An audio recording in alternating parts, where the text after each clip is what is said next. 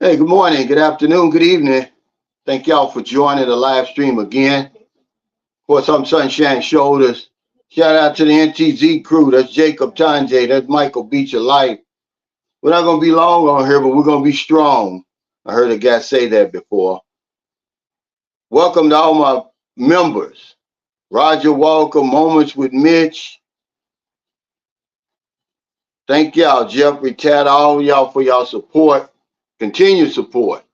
We're approaching 4 years here with this community. August will be 4 years. All my old heads, that Jungle Space Cowboy,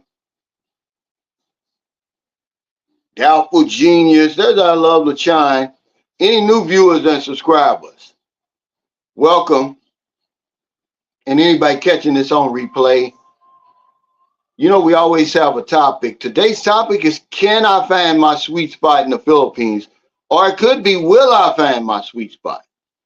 We'll talk about that, and of course, some other things. The peso is still strong, 58.77. I'll take that every day of the week. Hey, Philly Dom Side Dude 0007. You know, let me repeat this. I'm not saying that the experts are saying that when the dollar's strong, the local people do not suffer, guys, okay? I don't know why y'all want to put that in the same sentence together.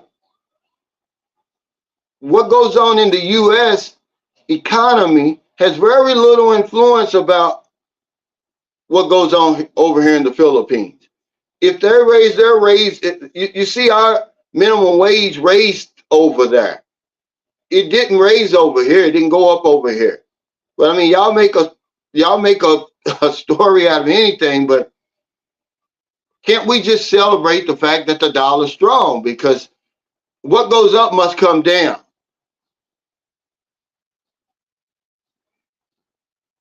What's up, W Secret to Success? Here we go again, Cal having a sugar attack. Now, it's been 32 days.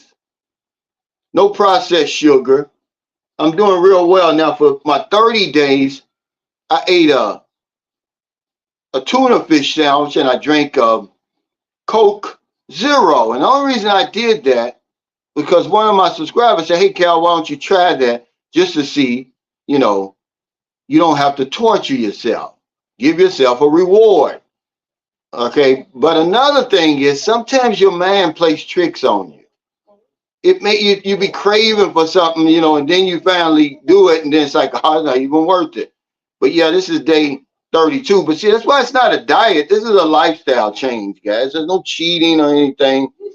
If you only knew the amount of sugar I was using prior to 32 days ago, you would give me a standing ovation, you know, but it's almost like I remember when I stopped drinking and my American ex-wife, she just couldn't believe it. 6 months I was sober and I hear her talking on the phone to somebody. I guess they must have asked her, is he still not drinking? And she said, well, he says he's not. Now, lady, you're sleeping next to me every damn night. You know, if I was drinking, you could smell it. Okay, mints and all that stuff, Listerine and all that does not work when you're drinking, but you know, some people are going to nitpick you. What's up, Jack? He said, hello, brother. Listen to Calvin. Find your sweet spot first and then find the girl there.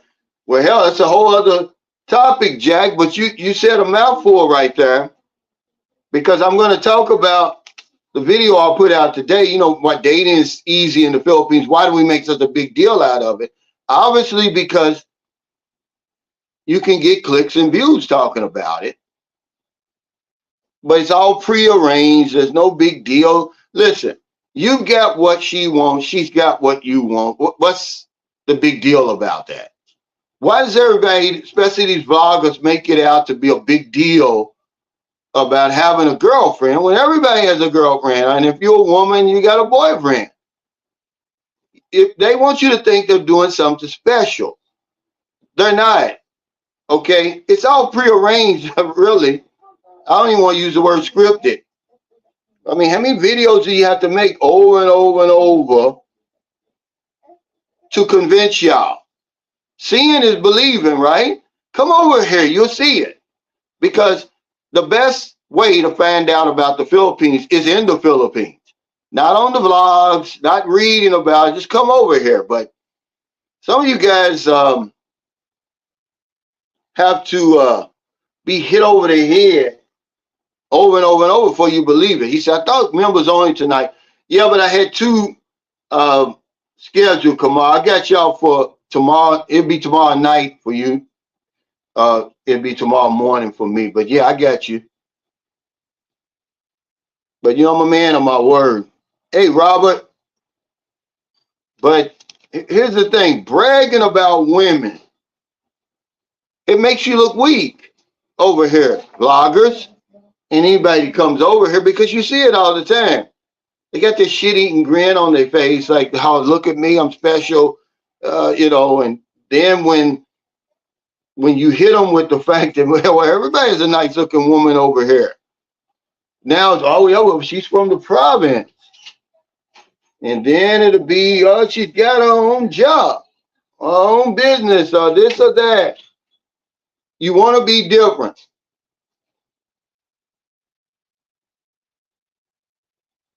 Okay? Yeah, that's right. Thank you, HTL.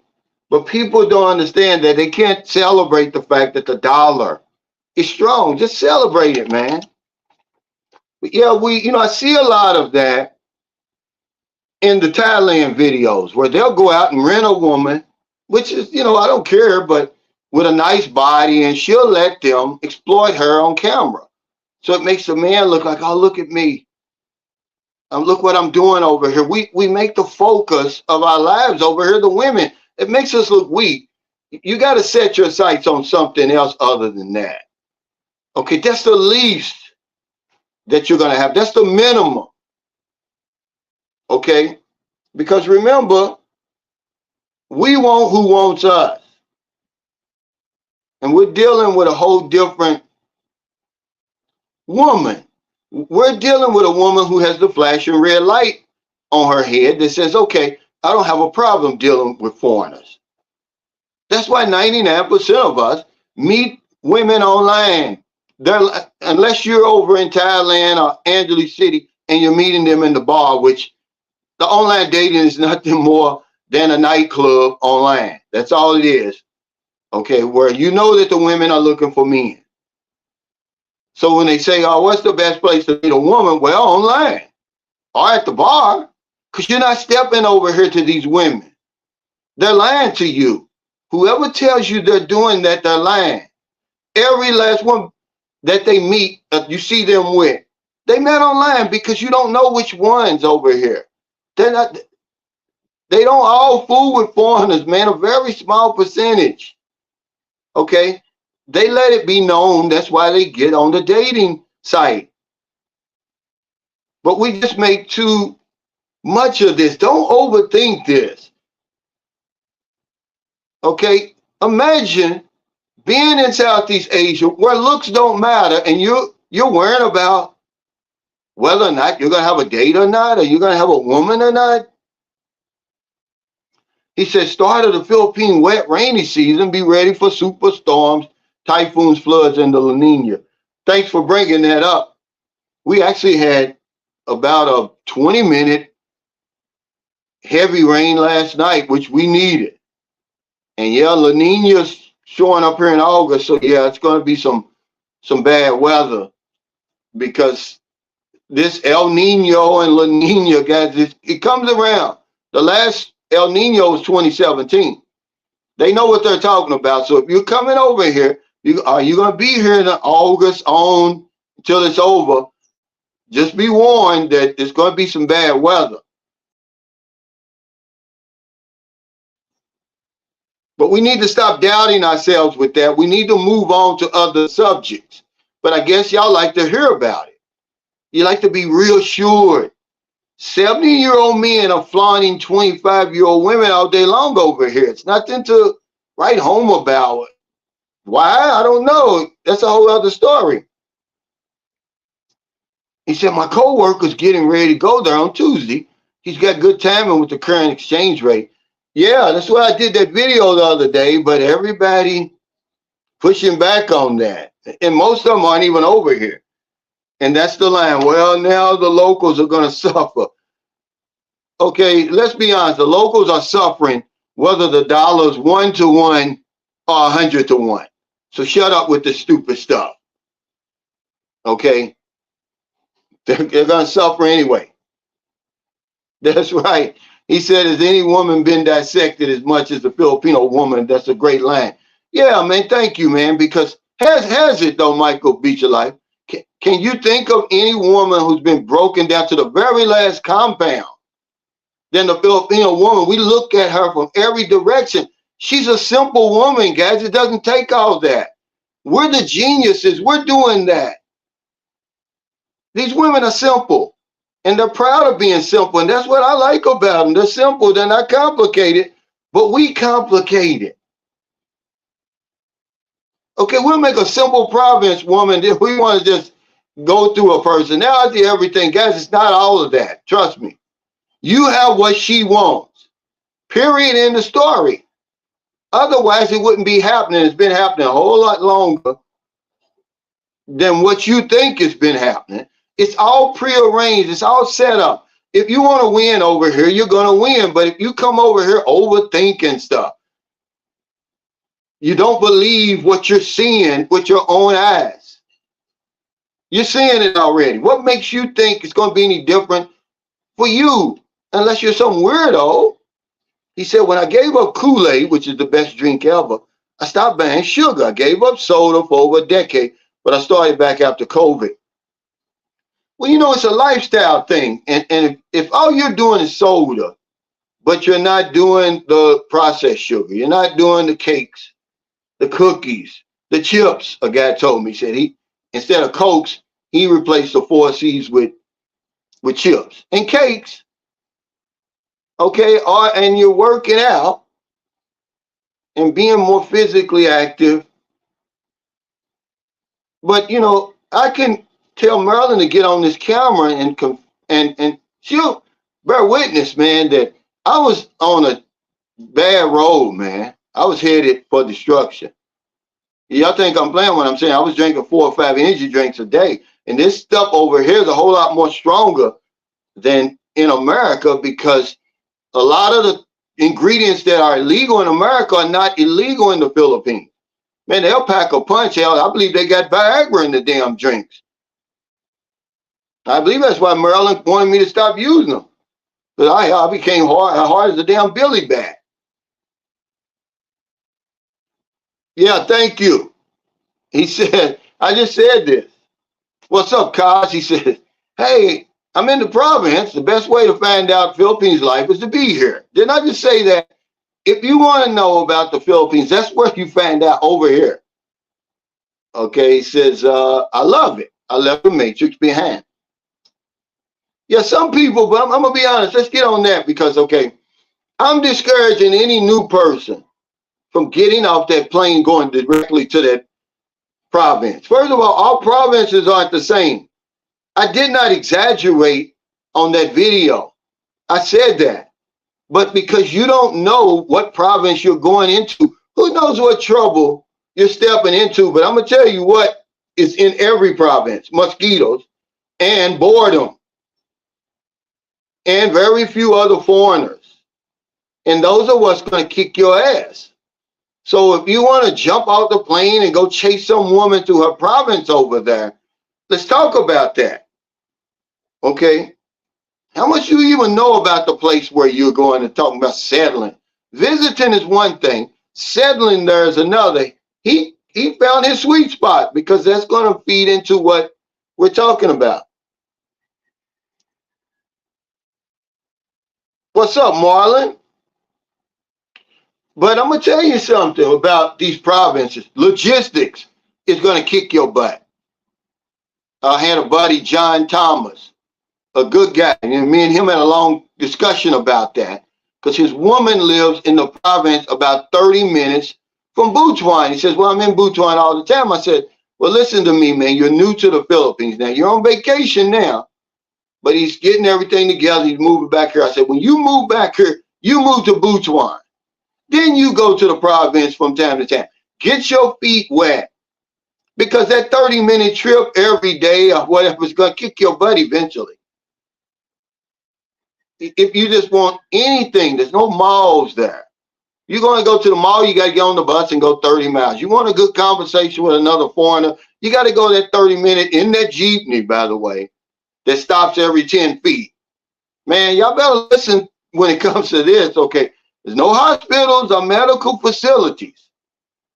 So however far you are from the major city or municipality or whatever it is, that's how much further, that's how much time is going to be taken off the your life, basically, or you getting the medical help that you need.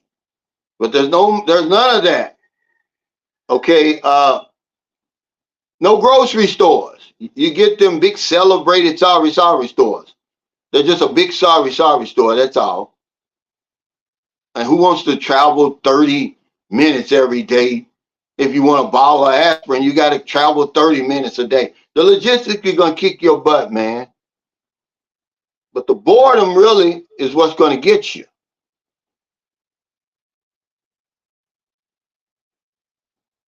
He said, my Filipino wife has been in the U.S. for 10 years. Yeah, mine too. As a matter of fact, this month, June 20th, will be her 10 years there.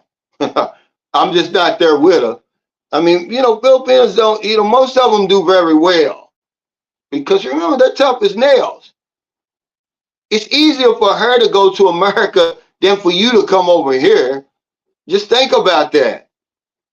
Yeah, it's easier for her to adjust over there. First of all, she's got that support group, Hercules, that we don't have over here, or we don't use it. Okay? But yeah, they adapt pretty good over there. They do pretty well. He said some guys haven't had pussy since pussy had them. That's why they got this shit-eating grin. Yeah, it's been a while, but they've got it, Mike, because they're thinking, yeah, look at me, look what I got. And they want to, push it in your face because they know you're not over in Southeast Asia, but hell, you're not doing anything special. He said, hit the like button. Johnny S will be here in a few days. Good to see, finally meet you, man, first face to face. He said, hey, Cal, your first trip to the field, where did you meet your women at? Online, where everybody meets them. Alpino, I think you know. I'm not in denial. I said on the video, 99.9%. It's even higher for me. I met online.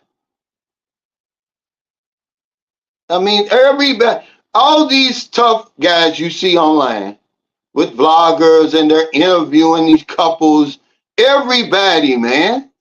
That's why I say just be humble. Keep a low profile, man. Don't be look what I got. Well, look what John's got. Look what Joe's got. Everybody's got that. He said, rent a woman. That's really sad. Yeah, but if you want a successful, see, sometimes, Frank, you got to use this. If you come to Southeast Asia and you want a successful YouTube channel, that's all you got to do.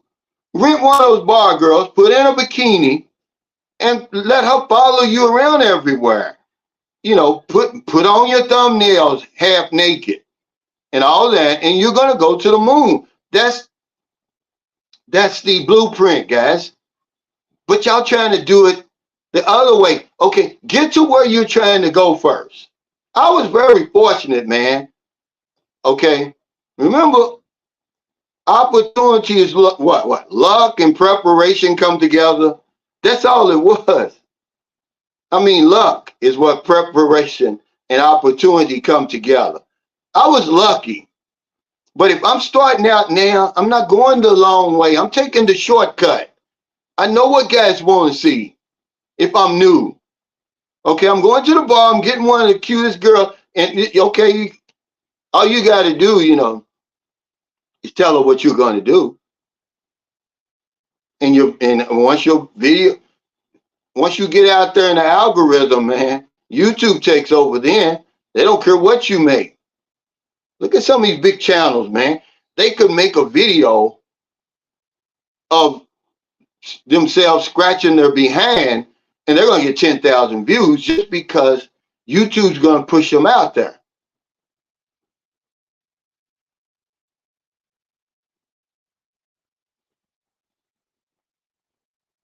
He says, have you talked about the price hike in utilities again? He update. No, because we only get that bill once a month. We just paid it though. 17,462. We'll see, you know, it's the rainy season. It's supposed to go down. Okay. Like I said, I'm gonna be fair. If it goes down, I'm gonna make a video. He said, they gotta sell in-person dreams to get clicks.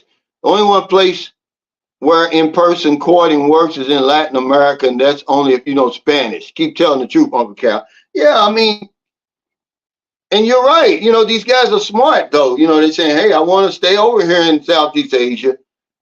I know a good way to do it is YouTube because there's no jobs over here. So what can I do? Okay, I know what I'm going to do. I'm going to showcase the women because that's all they want to talk about. That's all they want to see. And remember, the armchair bros are who is financing this whole operation. The guys who will never come to the Philippines and Thailand and all those places. Come on, guys. If you're a YouTuber, use your head. Okay.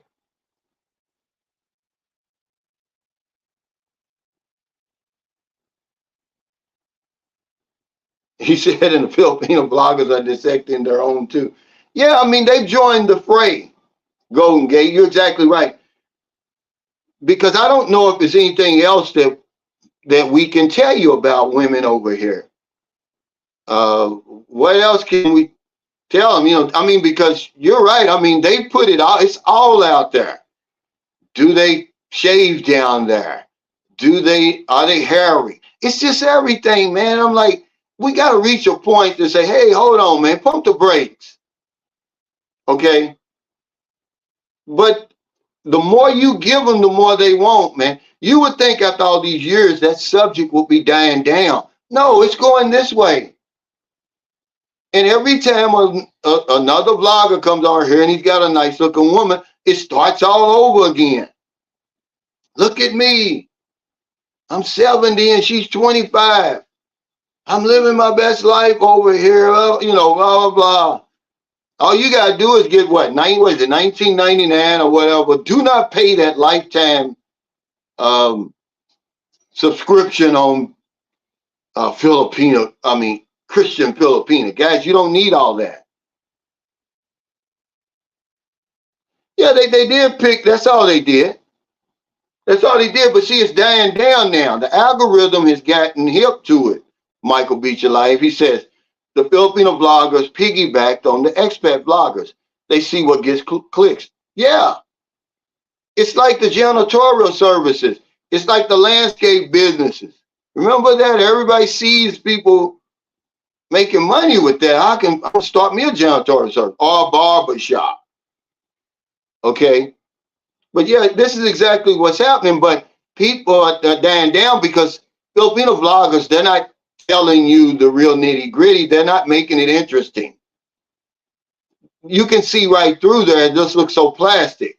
That's why I made the video. If a woman really got on camera, really, you know, told it from her heart and her soul, she would get 1 million views, but they're not going to do that. So, you know, be happy with what you're getting. But that's exactly what they're doing. They're piggybacking off of that.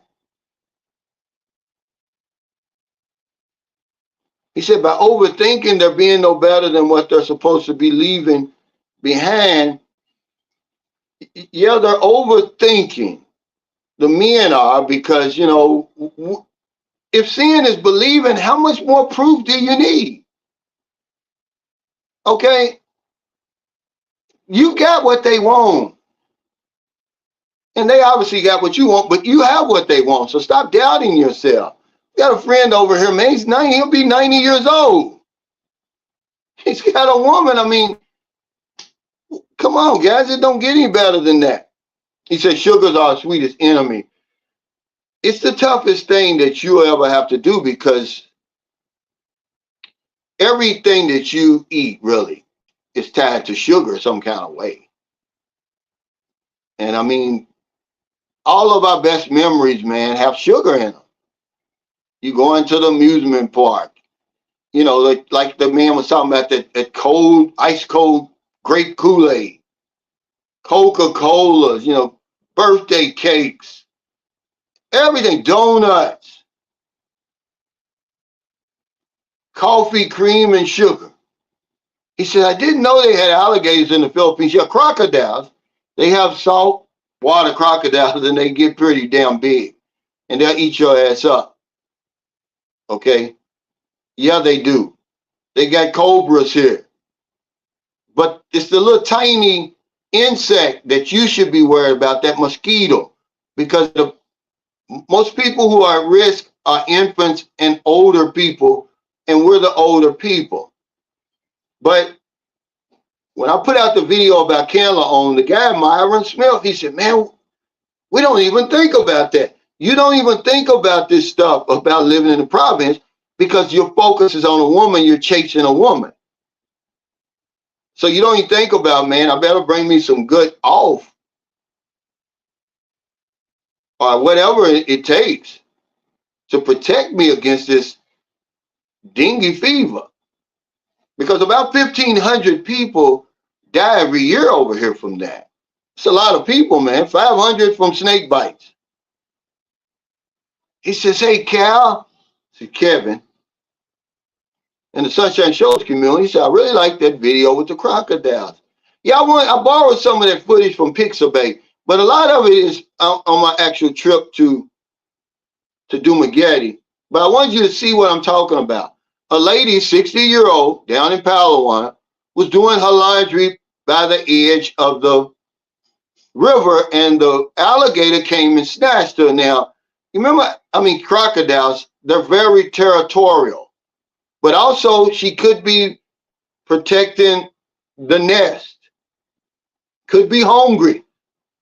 Whatever it was, it snatched this lady, and her body was found like a kilometer down floating, you know, the head missing, arm missing. And like 2 weeks prior to that, a little 18-year-old guy, you see them guys in the province, in the rivers and near the shore, the ocean, they'll be pulling their boat behind them. Well, he had the rope tied around his waist in that shallow water, man.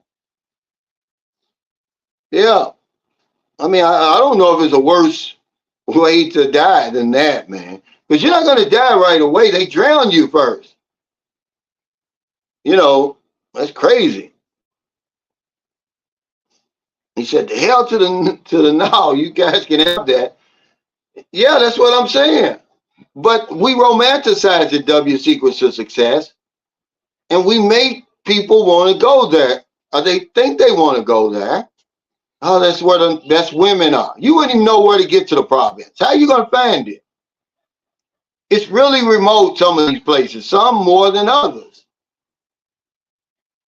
But they are beautiful. Some of the places are very beautiful. Lewegan, one of the very first provinces that I visited, it's so remote. They had no TV signal, no phone signal, but you're right on the stretch of beautiful white sand beach. But the mosquitoes, man, was like crocodiles. They would literally eat your ass up, man. You had to sleep under a net. And I mean, you better open that net and jump in there and shut it. And you're still going to have a bite or two in the morning. But if you sleep without it, or you put it up too late and they get inside there, you can't see it, man, you're going to wake up, dude. I'm telling you, and you're going to be really messed up. He said some people never learn until you read about them in the news. Sperling Edwards sent me a couple of old news clippings. One was 2015 where the two Canadians and the Filipino was kidnapped from Samoa Island. Well, they cut their head off for one of those guys.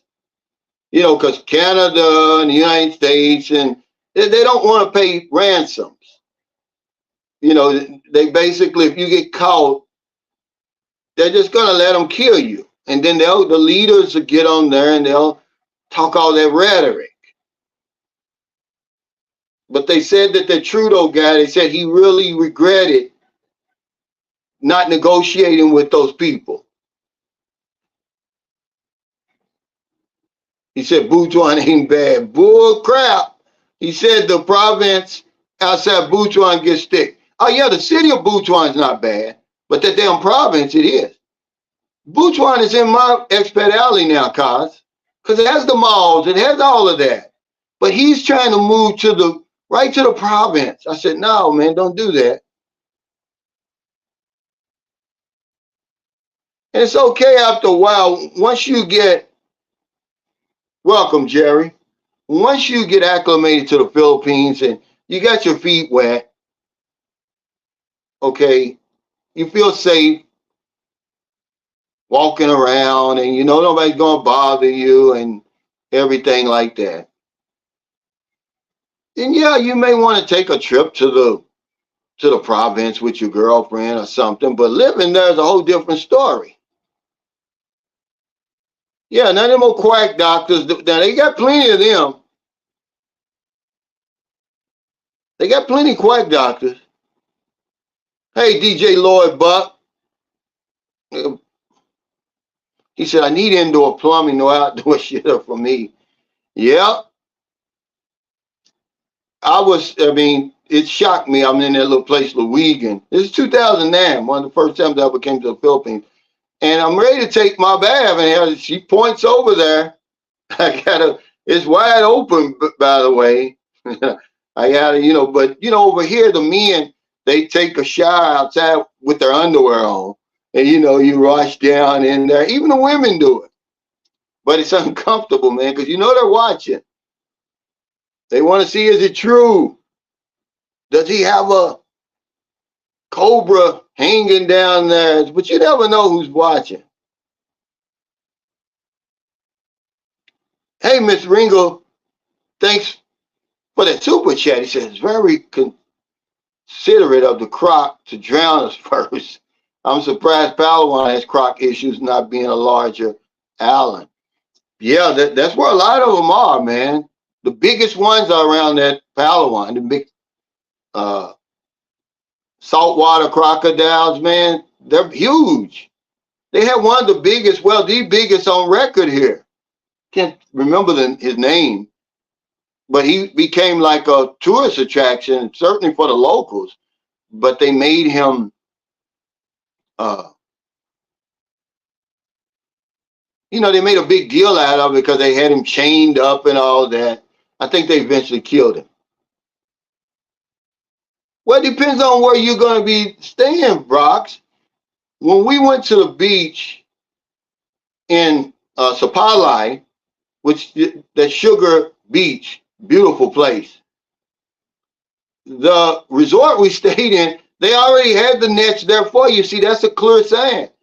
When you're near that ocean, man, you got to be careful at night, But that's a clear sign they have a problem with mosquitoes. When you go in the hotel room or the resort and it's over your bed already. And we had booby. It really scared me because I'm like, oh, man. Yeah, shower outside in your underwear.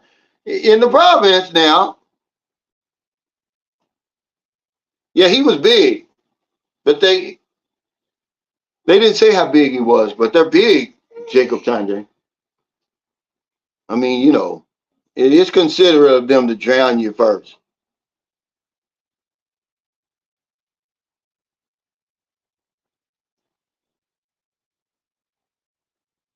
He said, get the likes up, guys. Show some appreciation.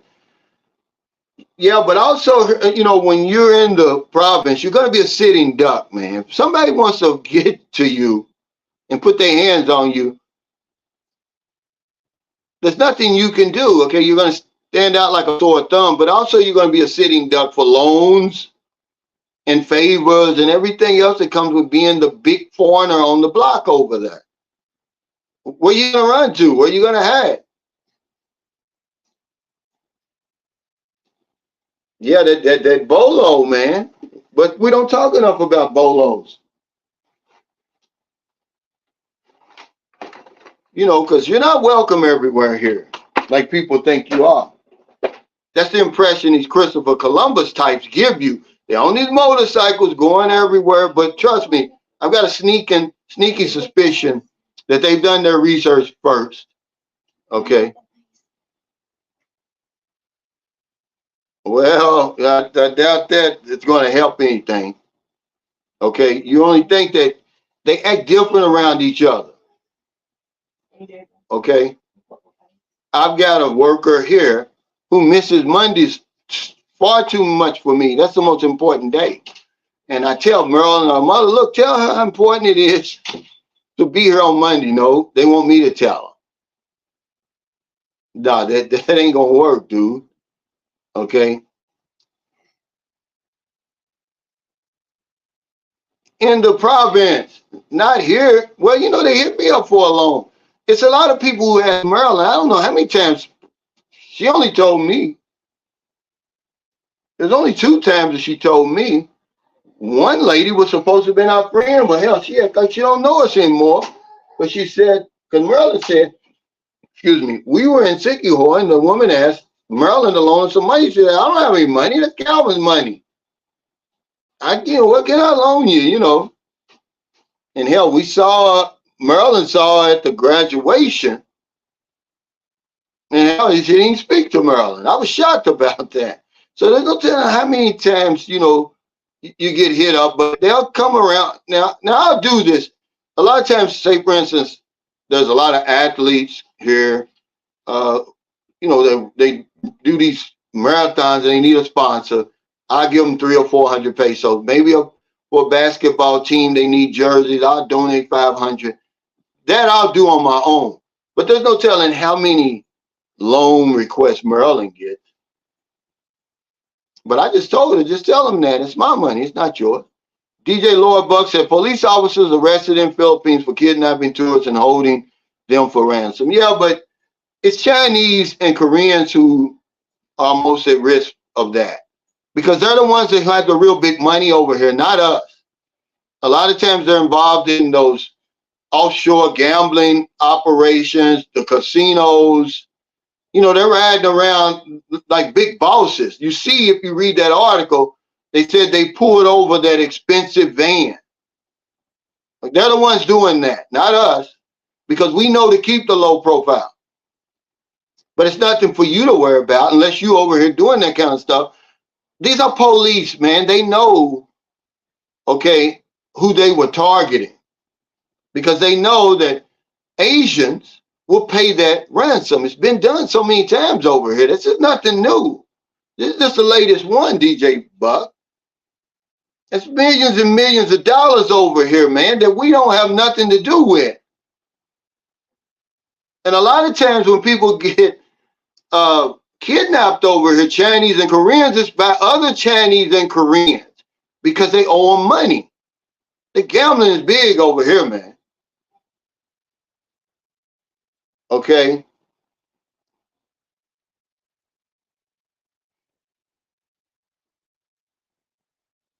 Yeah, he said it prepared you. But see, I don't live in the province.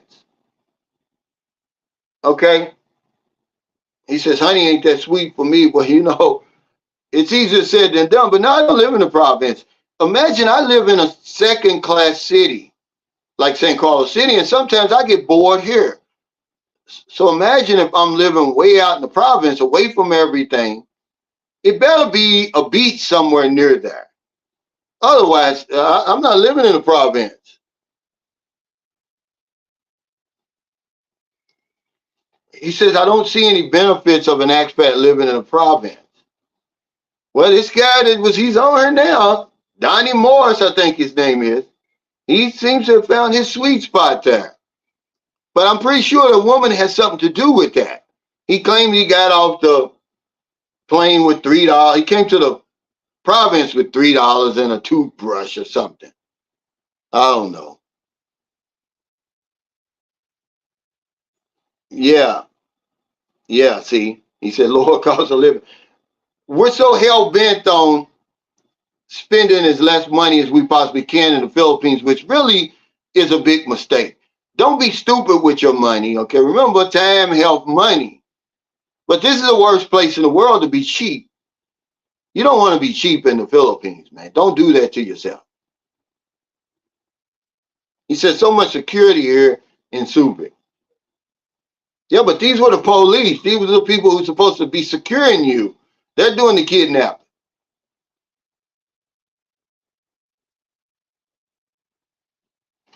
He said, I love the province. Well, it just depends. Like I said, visiting there and living there is two different things. Maryland's from the city. I don't think she'd want to live in the province either. He said, I plan to dress down when I arrive. I don't want to draw undue attention. No more than what you're already going to draw. You're a foreigner. Okay, you're going to stick out over here. What goes on in the Philippines is the same thing that gave us problems in Vietnam. Okay.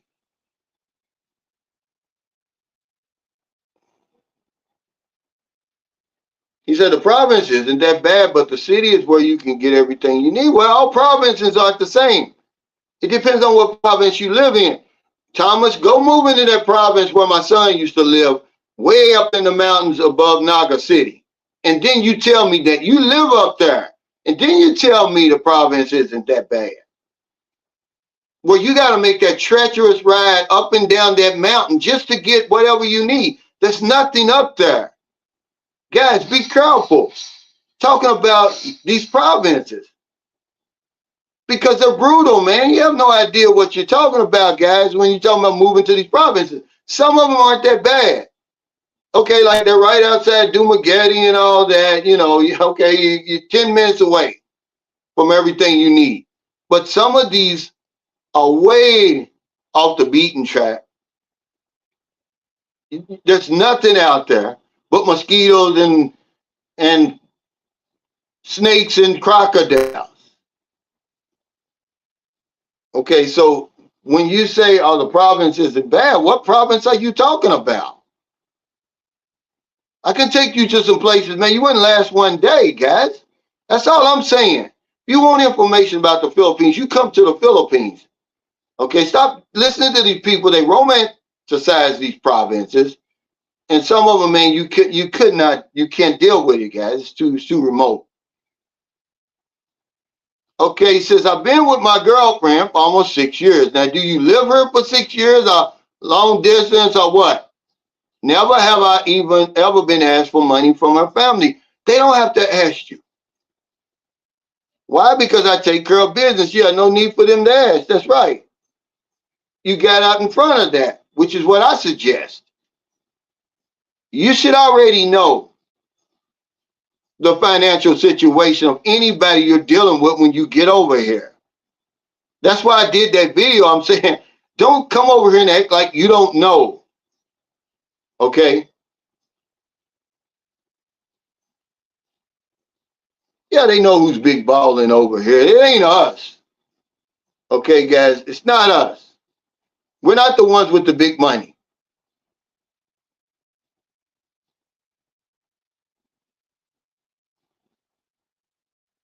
He said, if you want to see theft, just wait for the... Well, you're going to be waiting, man. They've been waiting since 1917, dude, for that. That's not going to happen in your lifetime. Okay? Filipinos don't want that bill, first of all.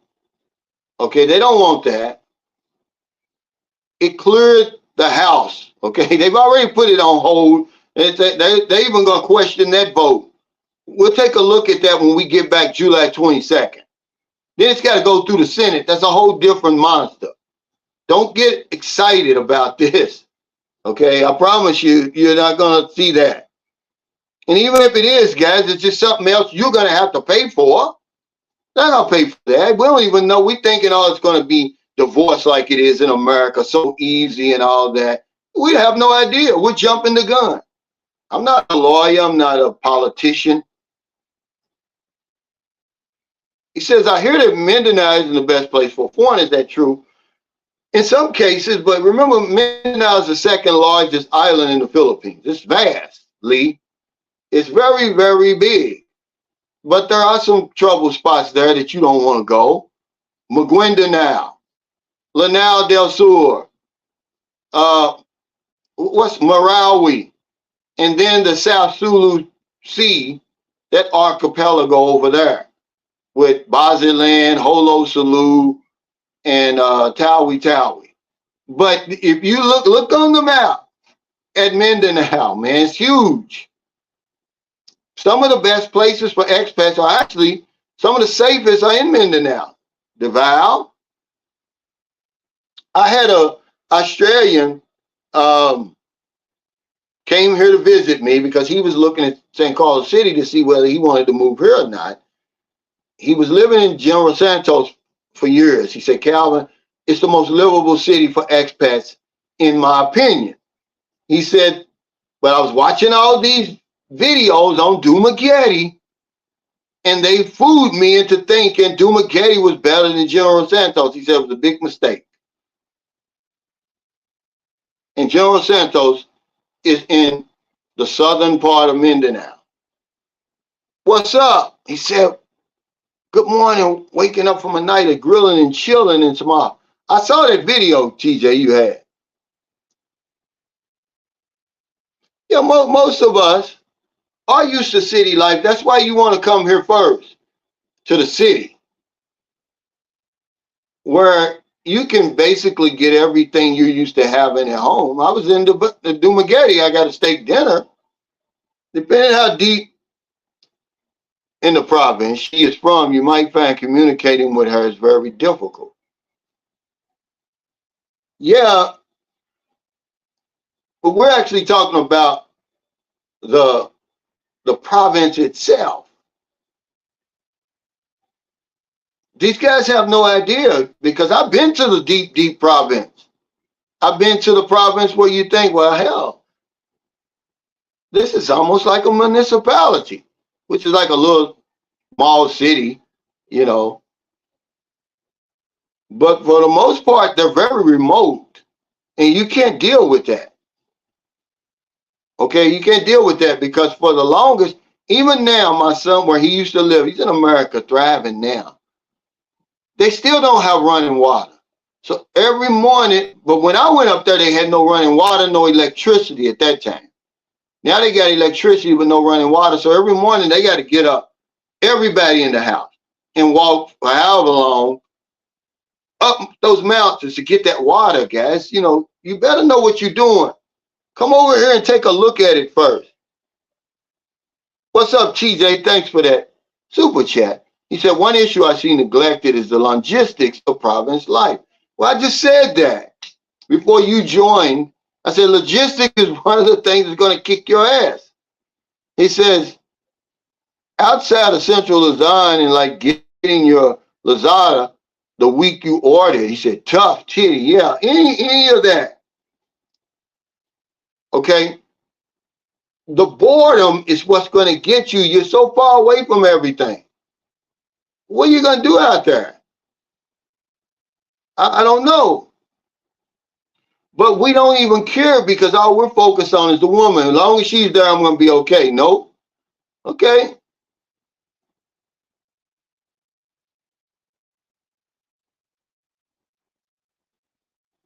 He says, remember, there are two types of provinces. You have the regular province like Digos, Mindanao del Sur. Then you have the jungle province up on the hill province. And then you've got, it's so many provinces. Then you got the ocean province, where it's by the ocean, where the fishermen. I mean, you know, you just have to know where you're going. But the reason I'm making the conversation is because all provinces aren't the same. We seem to think they are. Yeah, right. Unless you get, he said, no internet. I got that. But this is going to kind of play into what we're talking about today. But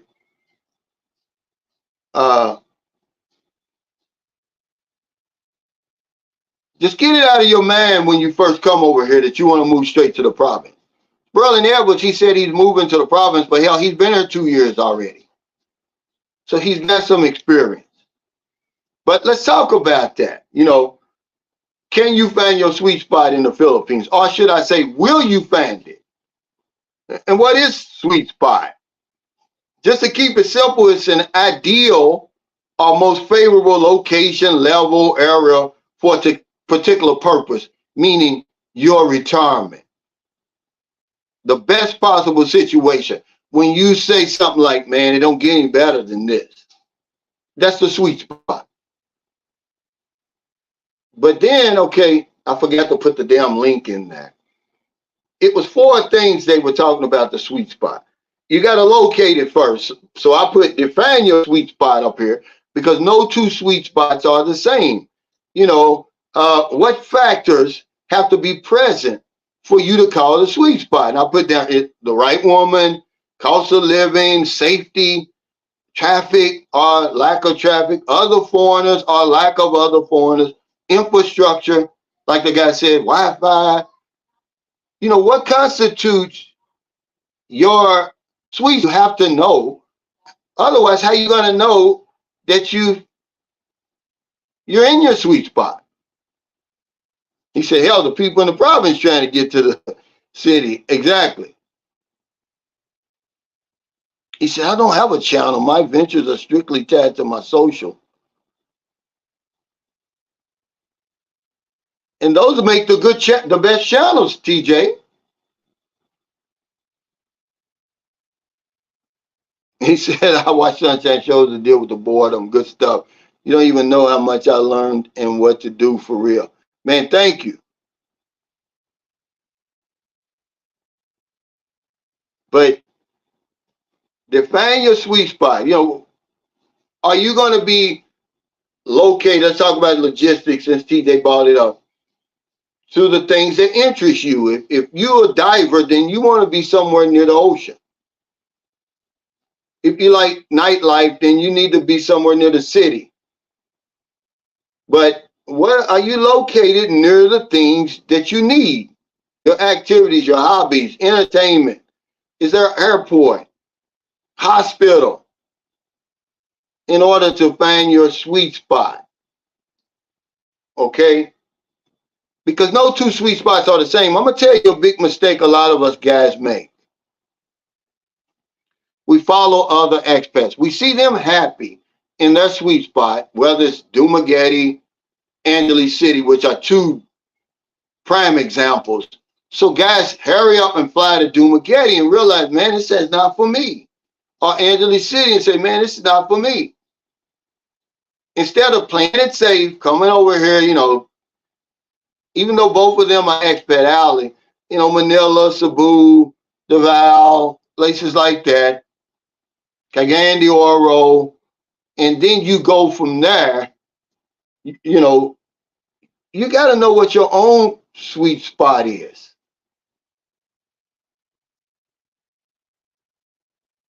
He said, you think they're making chismes about your love life or how you're such a handsome foreigner. Yeah, you don't know. Communication barriers thick. He said, have a place. Oh, you do have a place, huh? Are you saying have a place in the city and the province? Well, if you can afford it, a little getaway with farm and pigs. But I would say make my first choice would be the city. Because you don't want to, I mean, it's so different over here. The culture is so different, you know, anyhow. And now you want to take that to a whole other level by going to that province, man. Yeah, man, why would you move there? Yeah, that's what they're looking at you.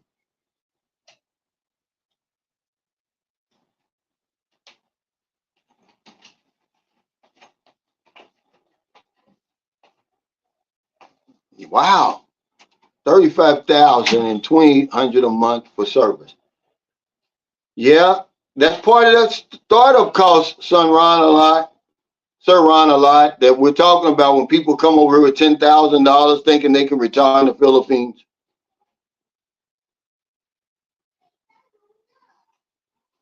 Yeah, he said some of these guys foolishly think that the sweet spot is her G spot. But that's all it is. And you're a big Thailand guy, and you see that's the focus, is the woman.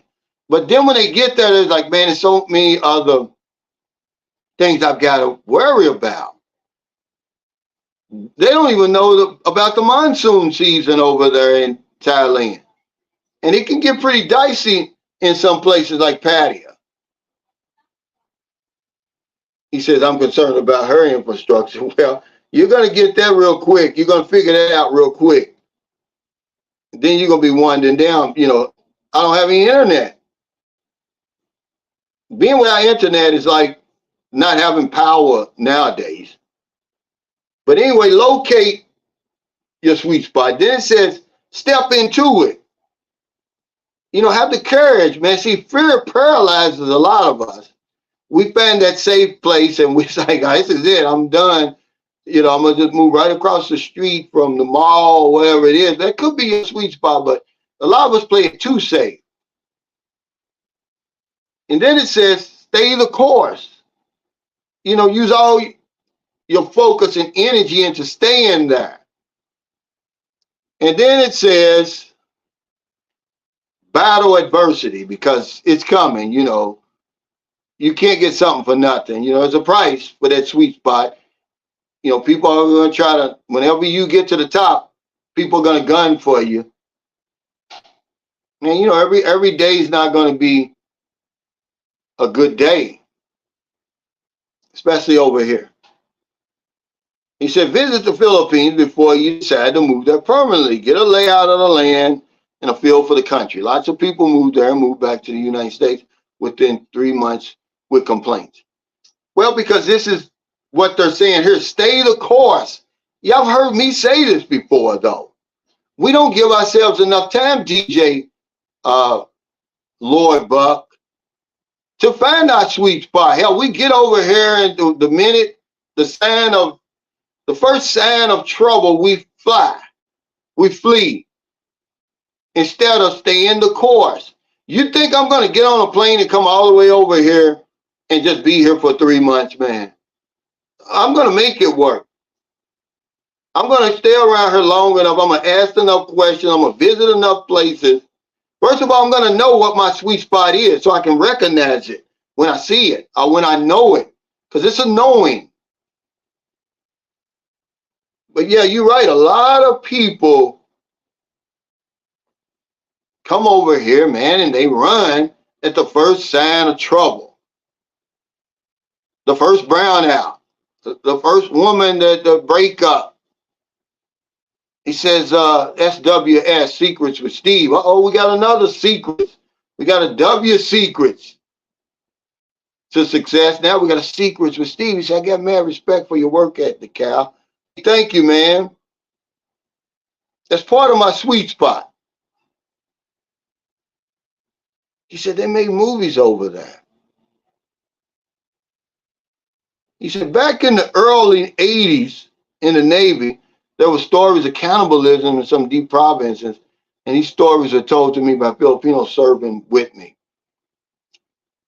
It's a lot going on over here, man. You got to realize in the 1920s, 70% of the Philippines was jungle. It was rainforest. 70%. He said, Moments with Mitch said, safety's high on my list. I was watching women fighting at the store today. I was wondering if there was going to be shooting in North Carolina. Your safety's got to be high. You have to know, what is it going to be? Do I need to be by SNR? Because when I was talking the video I did, and this is what I have to deal with. And I said, I got up richer today. I'm richer today than I was, 2 weeks ago. So the guy says, yeah, but the Filipinos are struggling, right? And then I said, what do you mean? And he said, you said that the economy wasn't tied, the local economy isn't tied to the U.S. economy. It's not. He said, yeah, but SNR. I said, well, how many Filipinos do you think shop at SNR? Guess what this clown said? 20%. I said, that's what I said. This conversation over, dude. You don't know what you're talking about. SNR is not even accessible to 20% of the population here. Unless you got them in Manila, which that's what 20% of the population is. And everybody in Manila is not shopping at SNR. He was talking about a broader, not Manila, because that would give you your 20% right there if everybody in Manila shopped there. Hell, they would have to have 100 SNRs.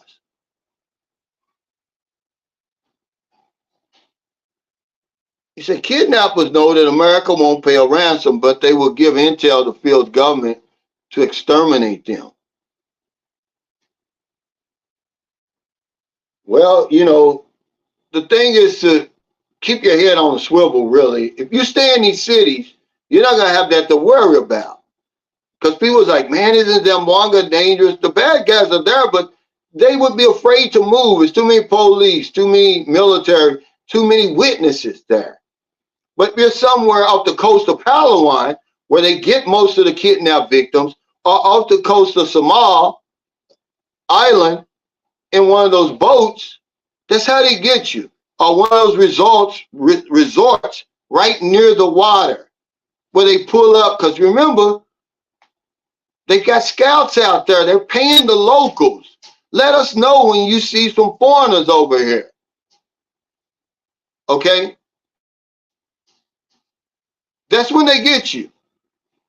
But they know the Indians, the Indonesians, the Chinese, the Koreans, the Japanese, they're going to pay that ransom, man. But Americans, we're just going to end up getting our heads cut off, and Germans and Canadians, because they're not going to pay the ransom, man. So just be careful. See, a lot of things go on. The Philippines is trying diligently to clear that out, man, because it's hurting their tourism industry. People know those stories, man. That's why they won't come nowhere near the Philippines. There's no reason why the Philippines shouldn't have just as many visitors here as Thailand and Malaysia and all those other places. Because the focus for a lot of men is the women. Okay? So the Philippines has that. But they also have those rebels. Okay? And there's a lot of stories. They're always on the news. And so they stay away. So the Philippines is like, we got to get rid of that.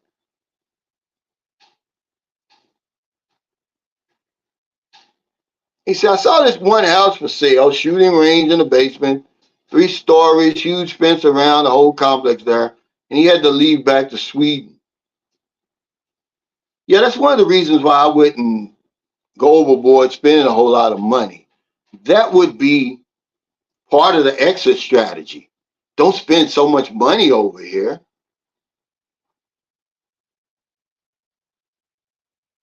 He says, I hear good things about Bohol and Iloilo. Well, Michael Beecher Light would be the one to talk to about Bohol because he actually lives there. Jack Wolfhanger lives there. Excuse me, but Bohol has some dicey spots too. You just have to know where you're going. Okay, the bad guys, believe it or not, the ones who were setting up over here in Palawan, snatching foreigners, taking them back to, because Palawan's on that South Sulu Sea, taking them to Baziland. They set up shop not far from Panglao, Bohol. They were going to do the same thing to unsuspecting tourists there, Western tourists. But the Filipino government and the United States, in cahoots with the United States, sniffed that out, man, and got rid of them. But see, if you don't talk about this stuff, people won't know. Yeah, you got to be careful.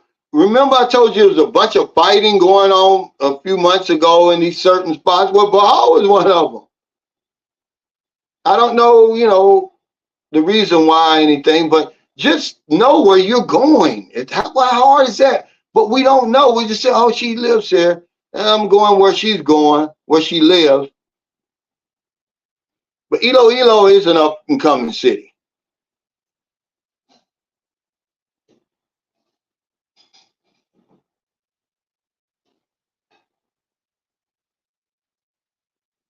He says, hey, Cal, Forget my last text. My sweet spot is Manila. True, it's busy in traffic, but everything is here for me. And my, Filipino, we get around the whole city on the train. I've only been here 1 year. Yeah, see, that's all I'm saying. You'll know it. It's annoying. It's not, well, I got to figure this out. Once you find it, you're going to know it. Even though I get bored here, I can't I can't think of a better place to be for me than St. Carlos City because, like Mitch said, safety's #1 up there for me. I don't have any problems here. See, I don't know if I'm moving somewhere else, if I'm going to have a problem with my neighbors or something. I don't have that problem here. It's already been proven that, you know what, this is a good place for you. You don't have to go anywhere else. But even though I do get bored here because I'm not close enough to a white sand beach, I'm not close enough. But I believe this is my sweet spot.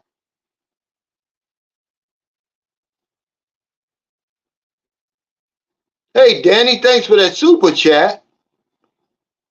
This is Road to the Philippines now. He's you should be here in a few, Danny, right? Your time is getting short. He said, I was at the gym yesterday and walked past a guy watching a video on his phone. It was you, Cal. We sparked a conversation about the Philippines. What a small world we live in. He's headed to the Philippines in August. Man, wow. It is a small world. I met Danny. Him and his fiance, they came over here, Irene. And he built a nice house. Now, he lives in the province. How far from Davao do you live? Because I believe you live like 3 hours from Davao, but he lives in Davao del Sur or Davao del Norte. Which one is it, Danny? Because if you're here, man, I want y'all to come to the meet and greet July 27th, the Aeon Towers, put together by TJ, 4 p.m. in Davao City.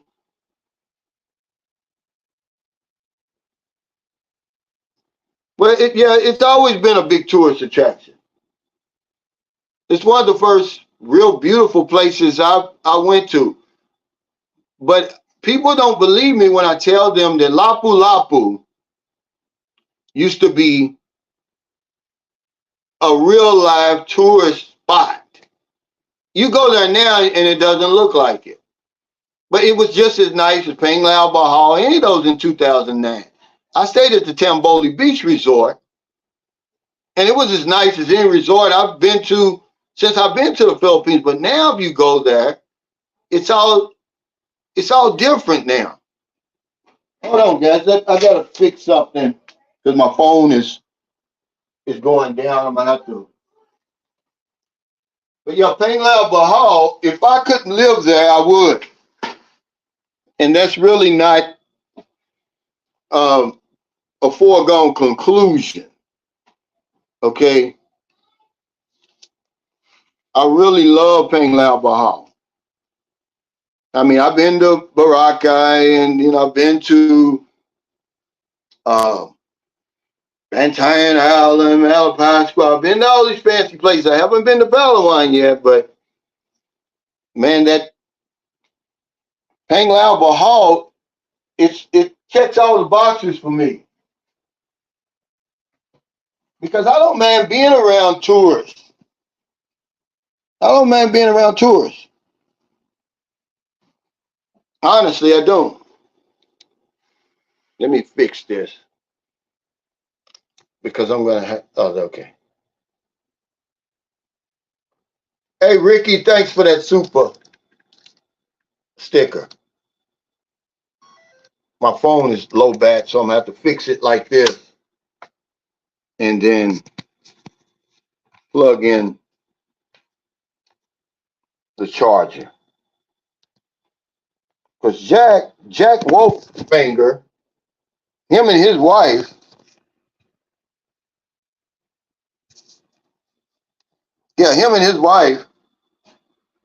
they live in Panglao. They got a beautiful house. They're close to 2 beaches.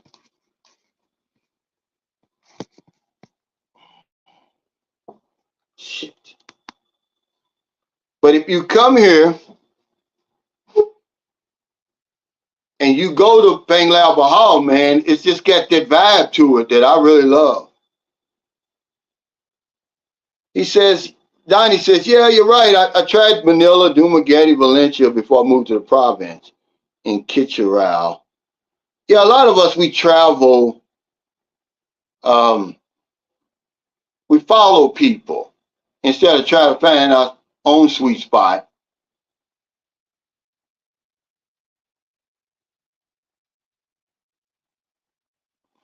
Yeah, the river cruise, I took that. He said, how's the weather in Bahal? You know, it's about the same.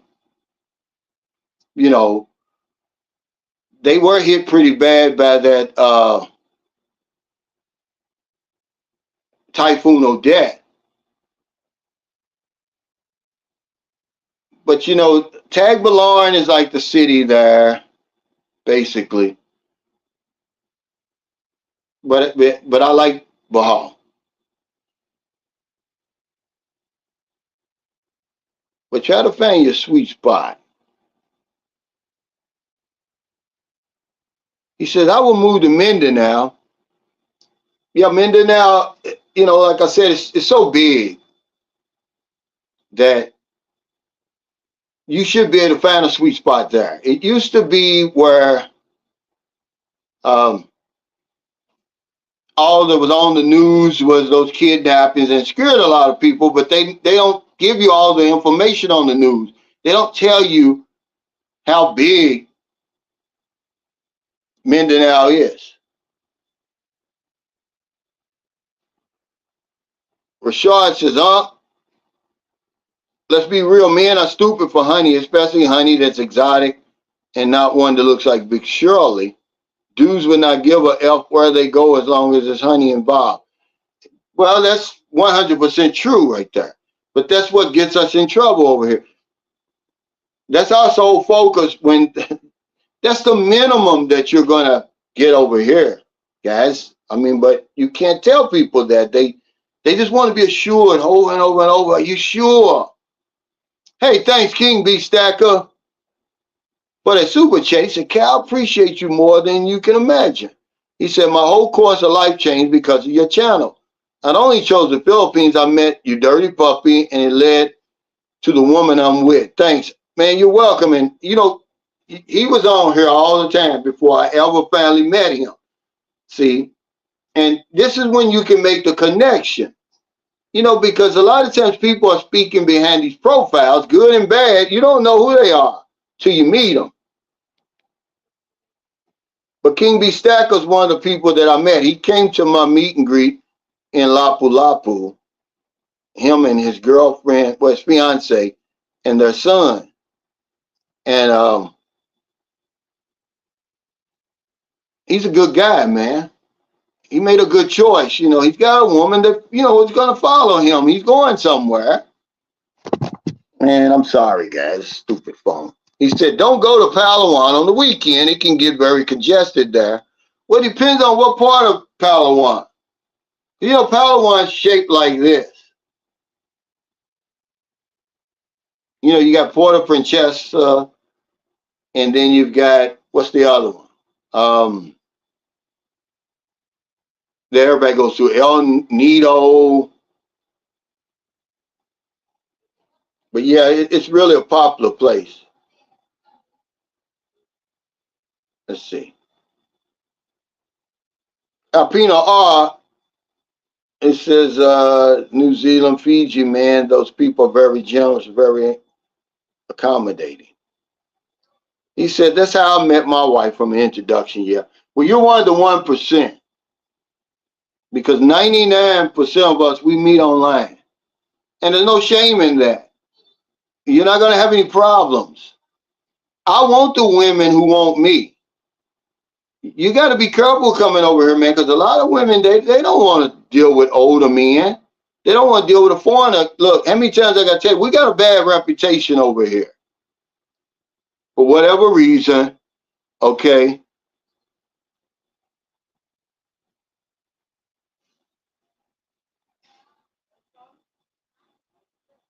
I don't know what that. Somebody's out there. What is that? The water? Hold on. Oh yeah, that's a package. Who is that? That's something Merlin must have ordered. Oh, that's her daughter. I thought that was something for me. I was like, I didn't order nothing.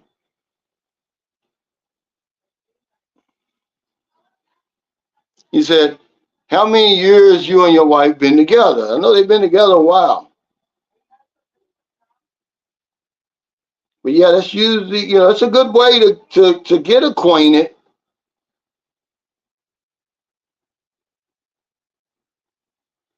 He said, don't fly ANZ Airlines. Usually you are going to Oz and Dublin back. Wow.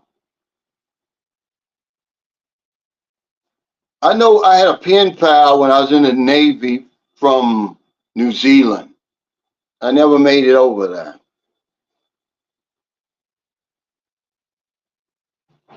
But yeah, okay, a sweet spot. I was talking to a guy, he's on his way over here from Thailand. And we were just having a discussion. And I told him, I said, one thing about the Philippines has a vibe to it. If you can ride that wave, man, you're going to be okay here. But if you can't, you're going to have trouble. It's a welcoming vibe, man. It's a laid back vibe. There's nothing real fancy here. It's not like in Thailand, those other places where they got all that fancy infrastructure and stuff like that, nice trains and all that stuff like that. But it's just a vibe over here. And at this stage in my life, that's what I want.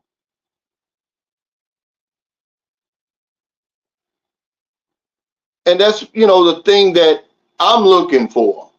So it just depends on what you're looking for. To God, he said, you plan on the local dialect. Well, I know a little bit of Messiah, enough to really show respect and that I'm trying.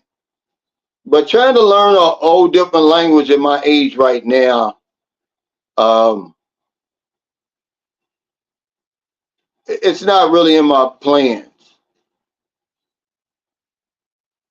Okay, because it's not going to be as easy as you think it's going to be trying to learn that language.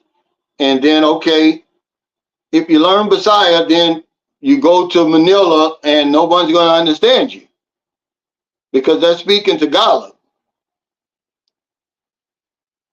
I had a friend here, him and his wife, they're in Canada now, but they lived in Manila for 5 years. And I asked him, he said, I've never been to Cebu. And I was like, why? He said, because my wife can't speak Bisaya or Cebuano. And I was like, ain't no reason not to come, but evidently it is. Those languages over here, man, those barriers. Tagalog is the national language, but people don't speak Tagalog here. They speak Bisaya here.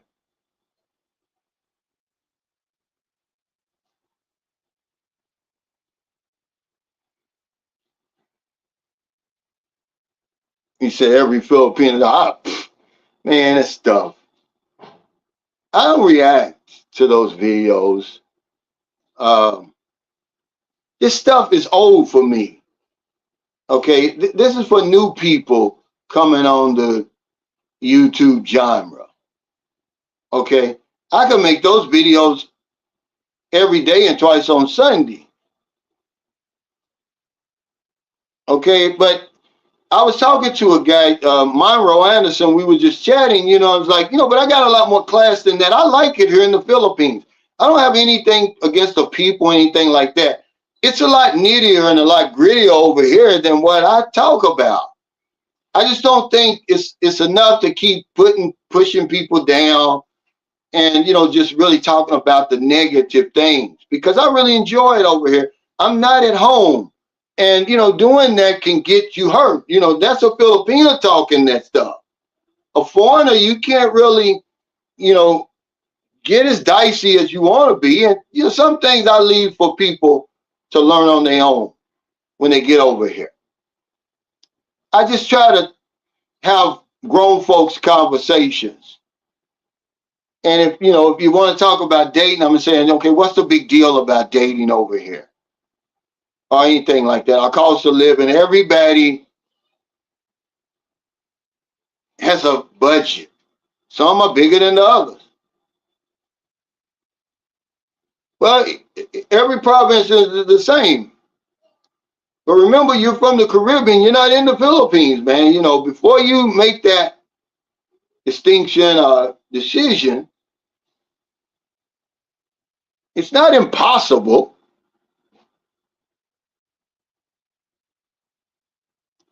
He said, I live in Thailand and enjoy visiting the Philippines on the regular.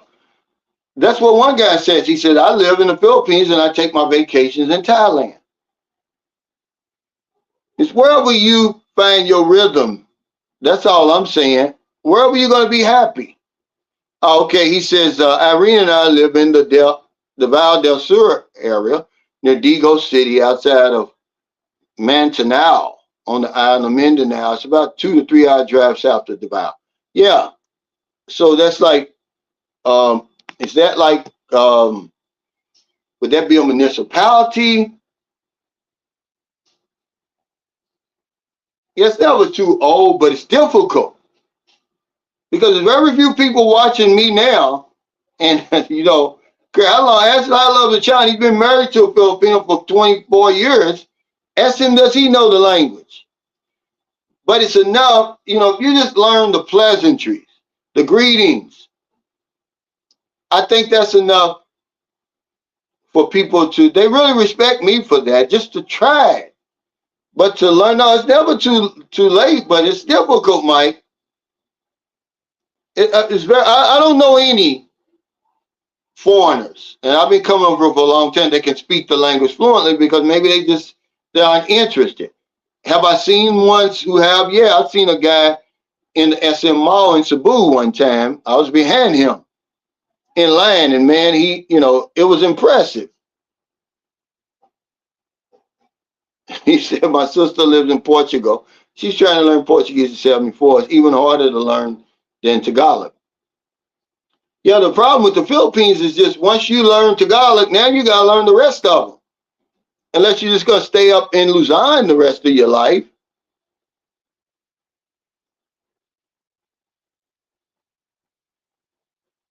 You know, most of what I know, you know, the real stuff I learned from Marilyn because no other woman would teach me. Marilyn's got a lot of patience. She wrote down, she used to write down like 10 things, like Asaka Muato, something like that. Asaka Muato. That's what it means. I mean, what I'm saying, she would write down something like that, 10 things. That means, where are you going? Or you say something like, you know, there's a lot of M lawyers around here. So I'll say, I get in the tricycle and I'll say, M lawyer at Bangasano. That means across the street from Gasano. See, I know little stuff like that. And it shocks them. Even if you say my own boomtalk, they're going to be shocked because they know we have very little interest in learning the language. Most people don't even try. But that, you know, shows that you respect the culture and stuff. And after a while, you just get fluent in the little things that I say. And that's why they really,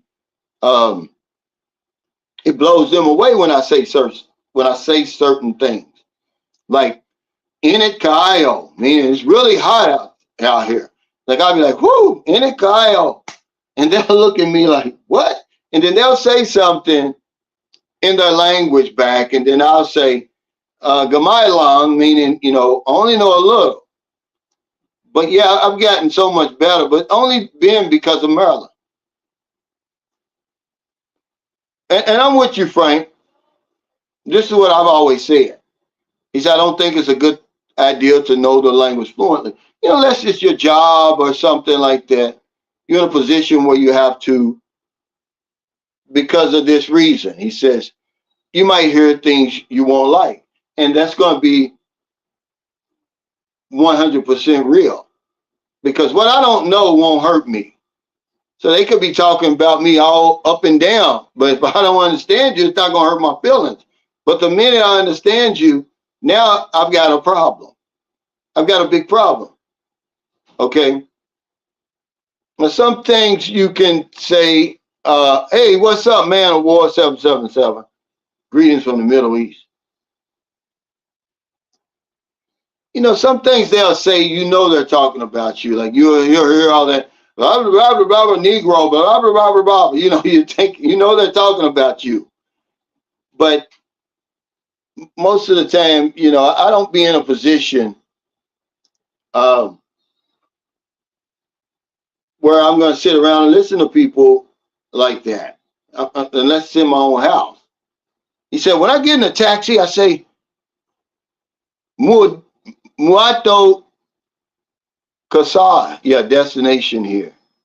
Or when I'm getting ready to, if the man doesn't know where I'm going, I say, Deary Long, mean here only, you know, stop right here. Lagar Long, meaning, you know, this is where I want you to drop me off. Stop right here.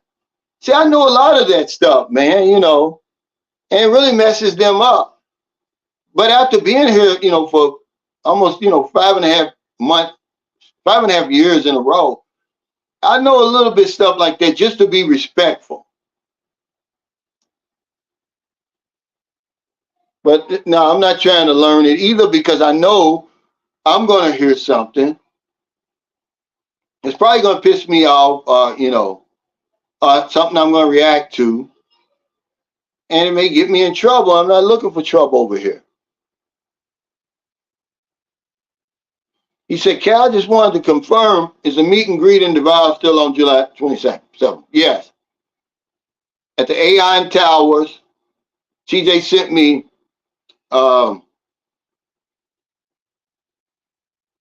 some film of this place, man. It's nice. Overlooking the whole city. He said, so is it better to be ignorant? No, you don't have to be. Ignorant is not a bad thing. Ignorant is just not knowing. Okay? But it's up to you. It's no right or wrong. If you want to learn it, go ahead and learn it. Good luck. You know.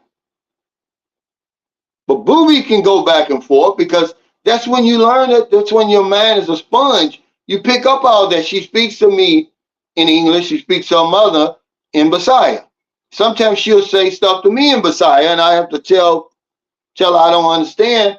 I have to give Maryland, but most of the time she'll speak to me in my language and speak to her mother in the native language.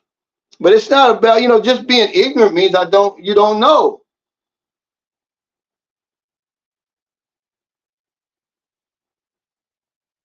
That's all.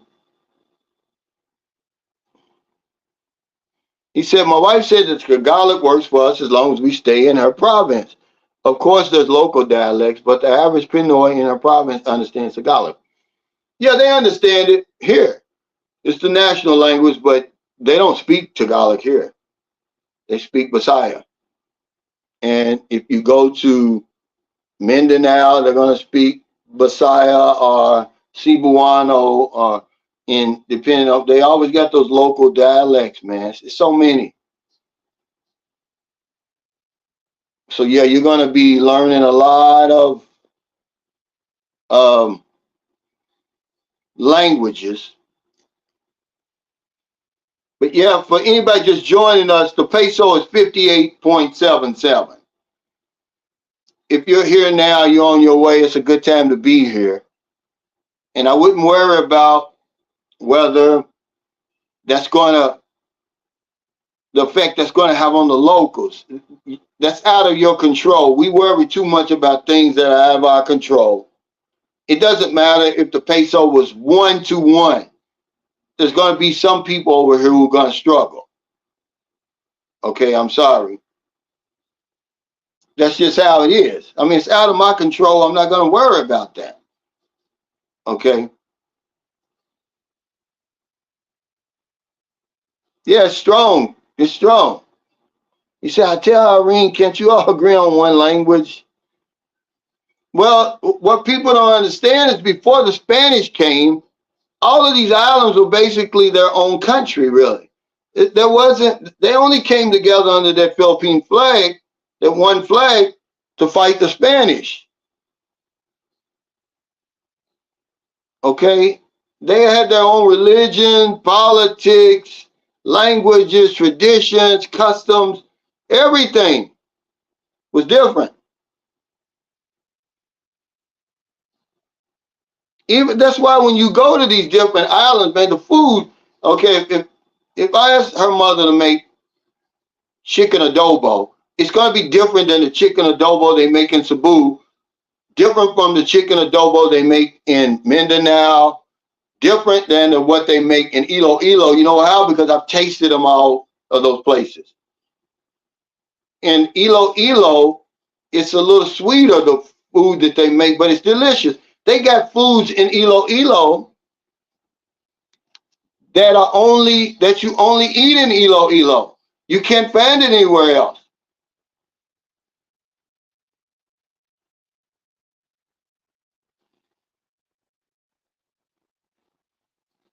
He says, I don't have the ability to be MLK and turn the other cheek if they say something slick. That dude you interviewed was brave to stand his ground, but the black boogeyman complex is real. Yeah, people they still commenting on that. I've lost subscribers because they think that I brought Eric on there to brag about his thing. I'm like, no, you're wrong. You don't know this man. See, this is the conclusions we draw just from watching a video. They don't even know him. They don't even know me for real. They see me on the video. This guy is you would have to really, really go out of your way. He's not a dummy. He was like, well, why didn't you just get in another taxi? He said he was getting ready to do that, by the way. And then the man gets all offensive and belligerent. Okay. And some people, you can push their button like that. They're not just going to walk away like that. If somebody hits you in the nose, you're not going to, just your instinct, you're going to hit them back. He thought it all the way through. But I've got so much pushback about that. It's like, y'all don't even know this man. So if you want to let somebody punch you in the damn nose, then you go ahead. There's somebody, yeah, some guy said, I'll pay $1,500 for the MMA match. Yeah, just so somebody can pull out a gun and shoot you. He said himself, he said, I wish I would have handled it different. But it was just my instinct.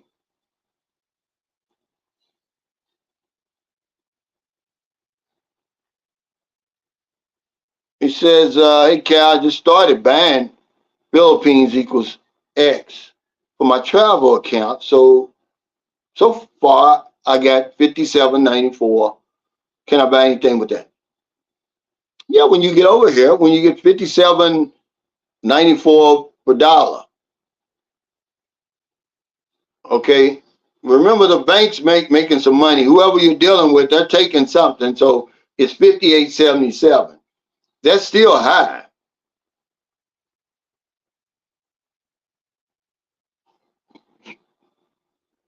Meme says Filipinos are ecstatic when they hear foreigners speak Bisaya.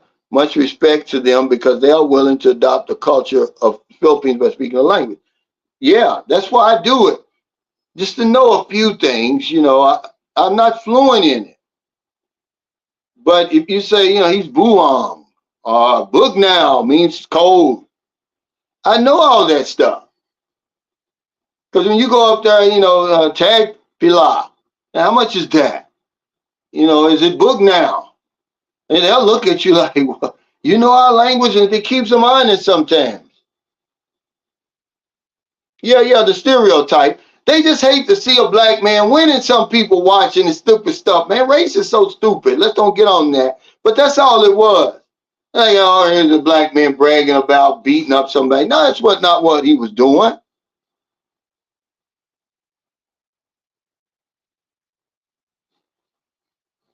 There's Sperling Edwards. He said, I've been in the city life for over 2 years. I'm going back and forth to the province of Antique. We'll be moving there at the end of June. Yeah, I just mentioned you. See, he's been here, though, for 2 years, so his feet are wet. He knows a little bit. Man, I forgot all about this. Thank you so much for this.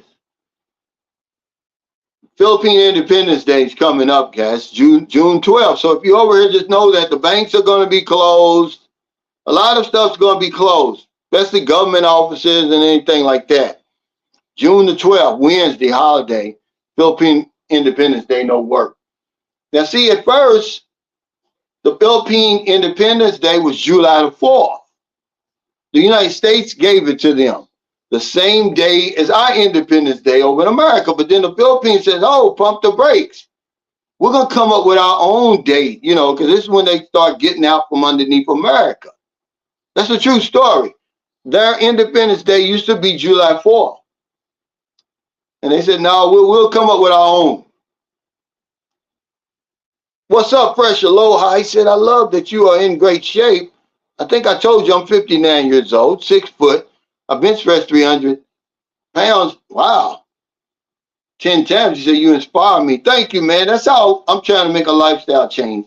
It's never too late to be great. I think a lot of us give up. The guy at the gym told me the other day, man, he said, man, age ain't nothing but a number with you. I said, yeah, but you got to respect the number. I just do what I can. But yeah, man, it's time that we start making some lifestyle changes as we get older. Because I want quality of life too. I want some quality. I mean, there's no sense in being in paradise. You can't afford it. I mean, if you can't enjoy it, brother, I'm sorry. He said, I like that interview. I thought that was real. Sometimes you got to do what you have to do, regardless of where you are. I mean, damn, yeah, your reflexes. But, you can't choose your audience, Alpina R. This is what I tell a lot of new guys on YouTube. I was telling a guy today that I want to interview. I think he's called Captain Trucker because he really is different. He's different than a lot of these YouTubers, and he's funny. But see, he's worried about the people who are always lingering around my channel. He thinks they're going to cause him problems.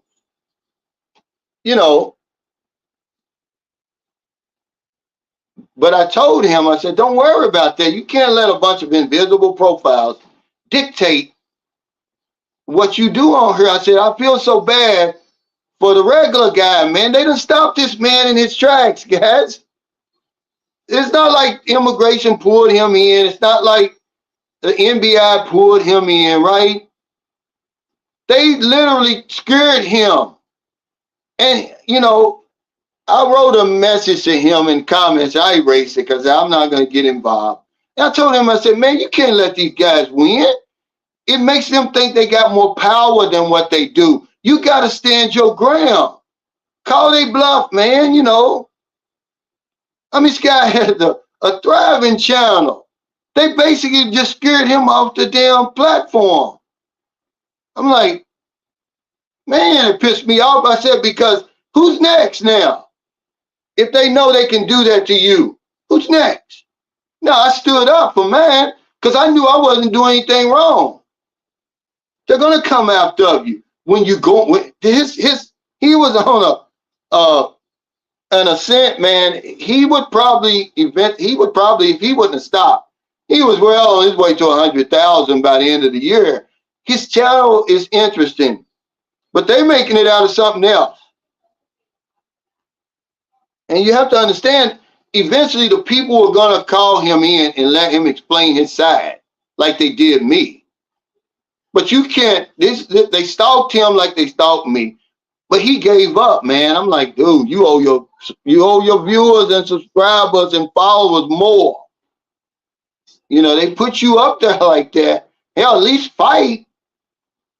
No way I'm going to put in all that work, man, because they'll do it to you. They try to do it to me.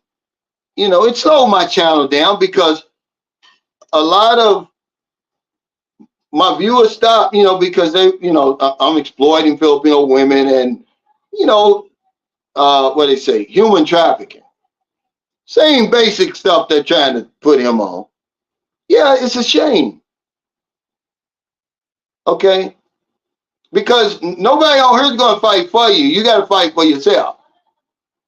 I mean, he really had they'd be in the comments, say, hey, man, leave this man alone and all that. When they see the trolls on the street, they'll say, hey, man, leave a man alone, man. You bothering him.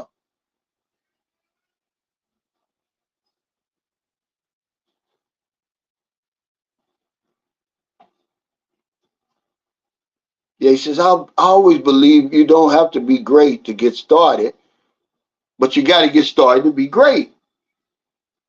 When you get started, you're halfway through. A lot of us is thrown in the towel with how I'm 63, I got high blood pressure, I've got type 2 diabetes, I'm no athlete, I'm this and that. And so they don't even try. I would say just make some tweaks to your diet first. He said, what happened to the regular guy? Well, they scared him off the platform. They threatening him, saying he's being investigated. They did the same thing to me, guys. I mean, if anybody's been following me, but I stood my ground because I was like, I'm not doing anything wrong. I'm not doing anything wrong. Um, maybe there was some truth to it. Maybe that's what scared him. But I don't know. From what I saw, he's slowing down the camera. But, people can interpret whatever they want to interpret.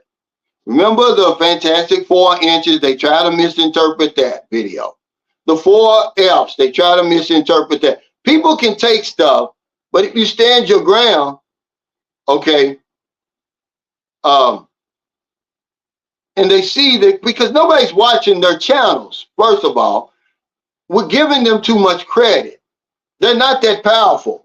But when you take a big channel like the regular guy and you derail him, now it makes those guys look like they got muscles for real. So who's the next that they're going to do? Yeah, he had some good stories, man. All he had to do was just tweak a little bit stuff. Quit slowing the channel down to make, the camera down at them girls to make it look like, he's stalking them or whatever. Giving the haters something to focus on. See, they were focusing on my language, okay? Like when I said, no honey, no money. And that's still my motto. It's not no money, no honey. No honey, no money. You prove to me you who you say you are first. Well, I'm going to start supporting you.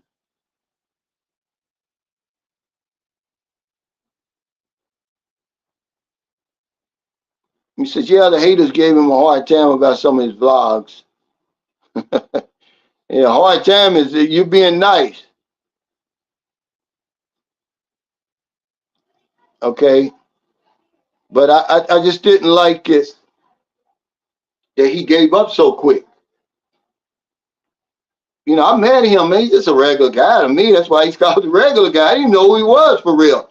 I knew the regular guy channel, but when I met him at the terminal, I didn't put 2 and 2 together until we got in the tricycle on the way over here. And he said, I'm Scotty, I got that channel, the regular guy.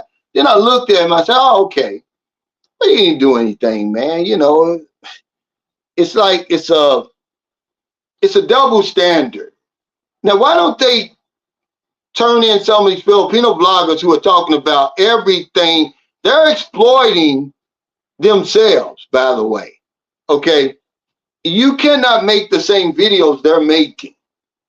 If you do, they will deport you. You'll have every stalker and troll in the world on your case if you talked about the things they talk about. It's just they can't get a name by trolling them and all that. They can get a name on regular guy. There's this Russian guy who's worse off than regular guy. They don't bother him. But yeah, guys, go check out Danny's channel. I'm glad he started making videos again.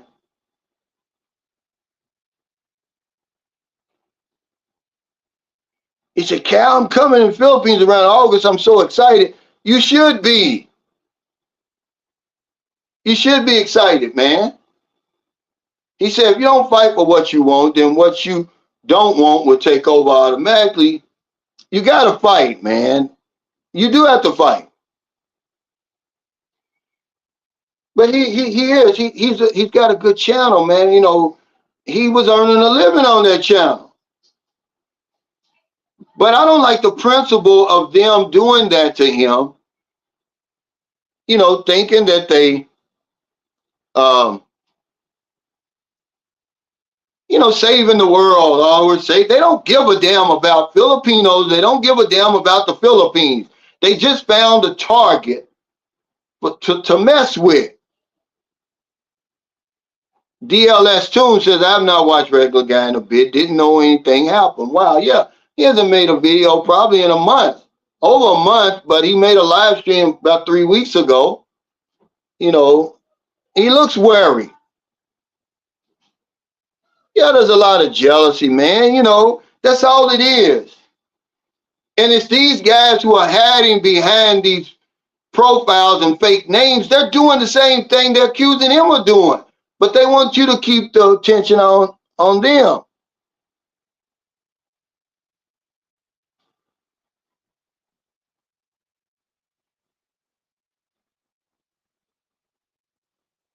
Well, no, this guy was making videos about every day, about every other day. You could see it in his face. He's scared. They scared him shitless. Okay? He may have to do what Rike did. Come back and don't show his face. Because they did, it's not the first time they've done it. They do it to everybody that they see going up. And they pick certain people.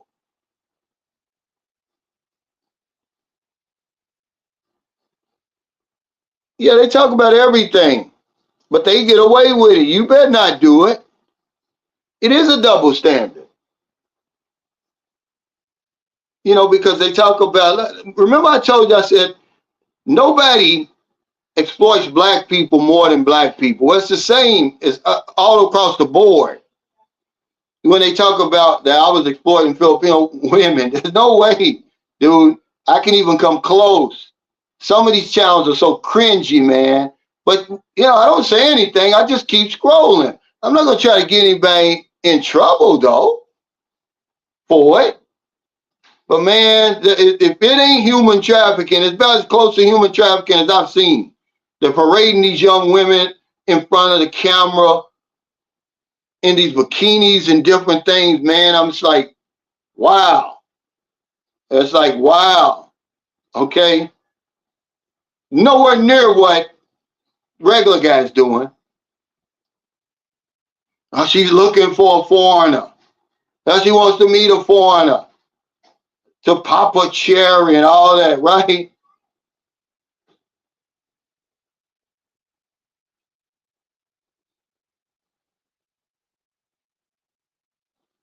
He said, get into apartment business for passive income. You mean here or there? Because it's certainly a work over here. It's one of the things that that I would suggest to anybody that's trying to get some extra money over here, be a sublease. Go into the Airbnb thing. He says the Regular Guy didn't take Philippine work restrictions seriously. Mexico, what's he say? Arrested 350,000 Americans on immigration violations. Countries are serious about their sovereignty. Well, what are you talking about? I don't get it. Because he's a digital nomad. He's working from the Philippines. He's not working in the Philippines. He doesn't work. Google is not a Philippine company. It's not even located here. All his money comes from outside the Philippines. Okay, he doesn't need a work visa for that. He doesn't have to pay taxes on that money because he pays it in his country. Okay. Even Thailand is smart enough to know that. They got that DMT visa now for 5 years. Hell, I'm going to get one just to have it. It's so inexpensive because YouTubers are digital nomads. If anybody is. He said, that's right, Cal. When they beat you, the stalkers feel empowered. Yeah. He said the channel A fam, nobody talks about him. Yeah, they talk about too much sex. But that's what we want to hear. So who blames them for doing that? Well, no, they put me through the ringer now. I had some sleepless nights, but I didn't fold because I knew I didn't do anything wrong. But Imagine going in front of Filipino authorities answering these charges. You know how cringy that is? And in immigration was none but women and one gay. Okay? You know, when you talk about those some pretty, and like he said, that book, the black man boogeyman syndrome is real. So, you know, there's no due process over here. When they saw me, they was like, oh, yeah, you know, they drew the conclusion. You know, until I talked, I showed them my YouTube channel, showed them my Facebook page, and then I said, hey, do you think such and such would be fooling with me if I was exploiting Filipino women or the Filipino people or anything like that? And that's when that's when the Red Sea parted.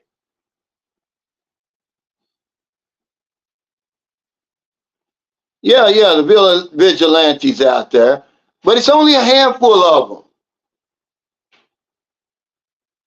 But see, you can't do this, Angelo. He said that's why I didn't get into YouTube. From Canada, I thought about starting a travel Philippine channel for fun, but now I like my privacy. Well, now that's a different story. But as far as, you know, people coming at you, I don't know if they come after anybody any harder than they do than the vloggers in the Philippines. Does everybody get that? I mean, you know, Thailand guys get it, but not as much as us.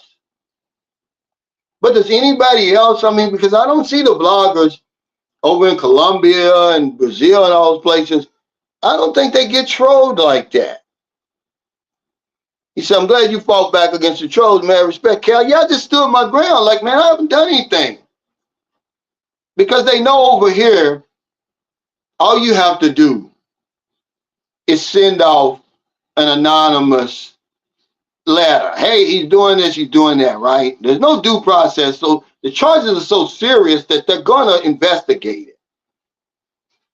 There you go, have a nice day. It says RG is socially awkward and sometimes it misinterprets him on the vlogs.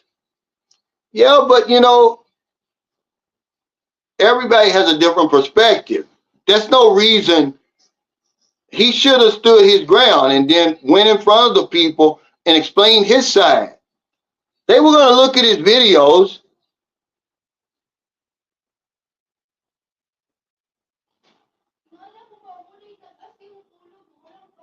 He says, Cal, the reason I love your channel is because no one can do what you, the way you do, ever. You're an original. It seems everyone else is a duplicate on YouTube. And this is all I'm trying to do, Fresh Aloha. Thank you. That's the greatest compliment I can get. This is the whole point of my channel. I'm just trying to be me. That's it. Okay? I'm not trying to do anything else. Am I misinterpreted? Absolutely. Am I misread? Yeah. Misunderstood? Okay, but I'm just going to keep doing me. And everybody's not going to agree with you. I didn't make my channel for people to agree with me. It's okay to disagree. We can still get along. We don't have to fight, you know, and all of that, man. It's just getting it's out of hand. He said, I'm visiting Jensen in August for a few weeks. I'm 32, never been out of the country. I'm super excited meeting a special lady and her family. You're going to love General Santos. I've been there 2 times. Now, make sure you ask her to take you down to Glen in the Sarangani province. Thank me now. It's the southernmost tip of the Philippines. It's got a beautiful stretch of beach. Forgot the name of that beach. He said, yeah, Mexico's deporting Americans. That's funny. Bentley said, Cal, while more Nigerian nationals migrating to the Philippines, do they know something that we don't? I think it has a lot to do with the Catholics over here. Remember, the Philippines is, they welcome a lot of immigrants like that. Not only them, but remember during World War II, a lot of Jewish people came over here. A lot of Europeans came over here. But you're right about that. But remember, Africans, they're some of the first, if not, no, they are the first world travelers. When they go to school here, they have a different immigration policy with the Philippines than America or the West does. Okay. It could be because a lot of Filipinos are working in Nigeria. It could be some type of reciprocity thing, but some of the biggest and most popular YouTubers over here are from Africa. I don't know if they're from Nigeria or not, but they're certainly from Africa. I mean, they got a big, huge followings over here in the Philippines. Now, I don't have to pay nothing, TJ Chubby Johnson. Sorry. You guys get on here with all that. See, this is what I'm talking about. Let him get his 1 minute of fame right here. These are grown-ass men over there in the Matrix. They have nothing else to do. They're immature. Punks is what they are. Instead of just coming over and joining the party, they want to be armchair bros. They're jealous. Well, it just makes me do more of what I'm doing. Yeah, I know. I know. I don't understand what you're talking about. But yeah, a lot of them, Nigerians come over here. Because if you fly into Manila, depending on what time it is, every time I've ever flown to Manila and you're sitting there waiting on your taxi, a lot of times you'll see this Catholic van will pull up and Africans will be getting into that van. You know, like in Louisville, they got the Catholic Society, the Archdiocese. That, you know, whenever immigrants or people escaping persecution and stuff, they're the first ones who step up and kind of, you know, acclimate them into the system.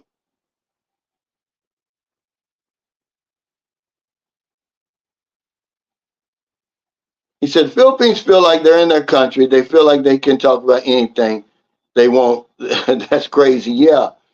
It's just, it's a double standard though. And if they want to do it, go ahead. I don't really blame them. But I did tell one young lady, I won't say her name, I said, look, the Philippines is going to open up one day. You know, you have no idea who you're talking to out there. You might want to tone that down because they're going to come over here. You know, and if you think the reputation of the Philippines is bad now, you're adding to it. You're just adding to it. What's up? What time is it, Travels? That's okay, man. Glad you made it. He said, I get nervous enough going to the Bureau of Immigration to extend my visa. I don't know why. I think it's because they have the power to do whatever they want. Yeah, I always go early. I go at least 2 weeks just in case. But imagine I'm coming from Thailand, me and Eric Terry. Same Eric Terry I interviewed, and they flagged me to the side. I'm like, well, what's going on? Because it was funny because when I left the country, it took a long time for them to flag me out. You know, usually you go there, they look at you. You know, if you're foreigner, they look at you and you go on through. But for some reason, this woman, she was looking at me, looking down, looking up. I'm like, what's going on? So when I come back, they're doing the same thing. And they pull me to the side and pull me in there. And here comes this lady. She's angry. You know, and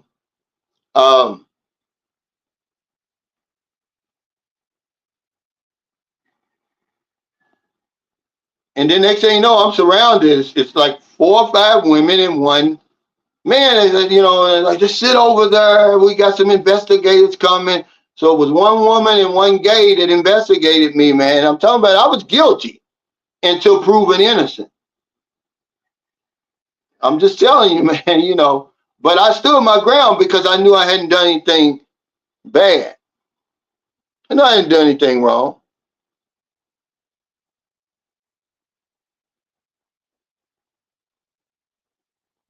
But I do, man. He said, but Cal, why don't you cover at least 25% of the good things? Man, I've got over 2,000. Who is this? Who are you to ask me that question? You know I got over 2,000 videos, man. Nobody promotes the Philippines more than me. What are you talking about? Nobody has more of impact on the film. No vlogger that you can come up with that has more of a direct and indirect impact on this country than me that's in this genre. I don't care how many subscribers they got, how many views they got. You got me messed up, dude. Put some respect on my name, okay? Nobody, none of them, none of your favorite bloggers over here, they have the impact I do. I'm proud of that. I'm not just over here making videos about Philippines and Filipino culture. I'm giving back. I'm being conservative when I say in the 2 years since the Philippines opened up, I've had a direct and indirect impact of over 100 million pesos on this economy. Ask the man who built my house how much business he got from my channel. Okay? I've given away 2 million. We've given away 2 million pesos right out of my pocket. I stopped counting. So, dude, you got me messed up. Put some respect on my name. That's all I'm saying. Well, it's me and Roger, you can't blame them. Here's the thing. When they came to me, they came to Boobie's birthday party. They had like 11,000 subscribers. I think I just hit 1,000. And I was just giving them some information on how to grow their channel. I said, start talking about things that foreigners want to talk about. They were in the game and she wasn't even involved. He was. They had some gaming channel, and he showed me, I think he had made like 100 something pesos for the month, right? So what I did, I brought Ismi on the channel first. And she's so much different then than she is now. She was so naive, so innocent, and so real. Okay, she gave out great information. So when it was time to move people to their channel, they start talking about stuff, but then they went on their own to the sex channel. I had nothing to do with that. But they did what they needed to do. And let's be honest. If it wasn't working, people wouldn't have clicked on their channel because they got real popular real quick. Okay. Talking about 25%. Dude, shut up, man. You crazy people are crazy. See, you really don't know and he's got a nameless. Okay, his name. Dude, you gotta put some respect on my name.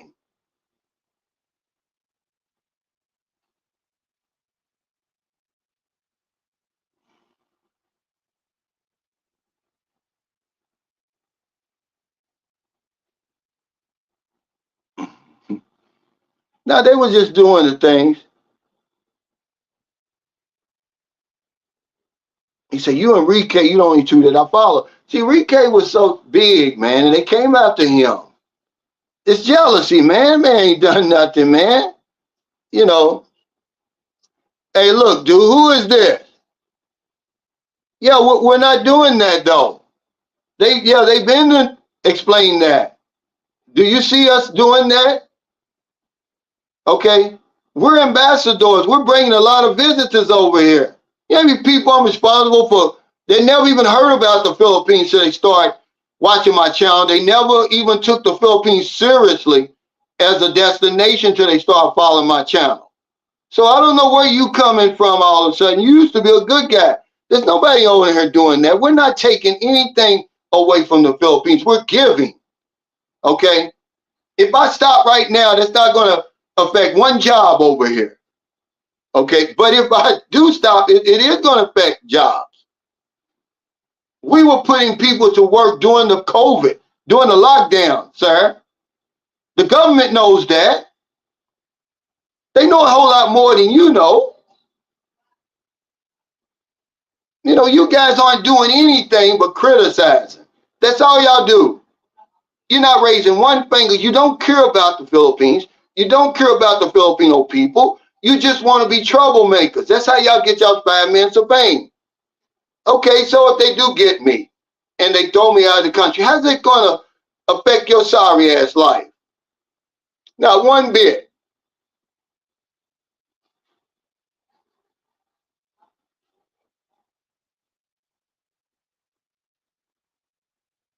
I'm not sure about that. I'm not sure about that. But remember, the Philippines has a connection with Israel, man. The Philippines, man, helped a lot of Jewish people doing that right after World War II and during those years up into the end of World War II. It was a safe haven, man. A lot of Jewish people moved over here. Well, maybe you don't want to you could do YouTube, you just don't have to do it about the Philippines. I had no idea that this was over here. Dude, you think I would have started my channel had I known? But by the time they don't let you know until you get popular. They sit back in the shadows, okay? Recording what you say, recording your videos. And then once you reach a certain level where they can get some traction, now here they come.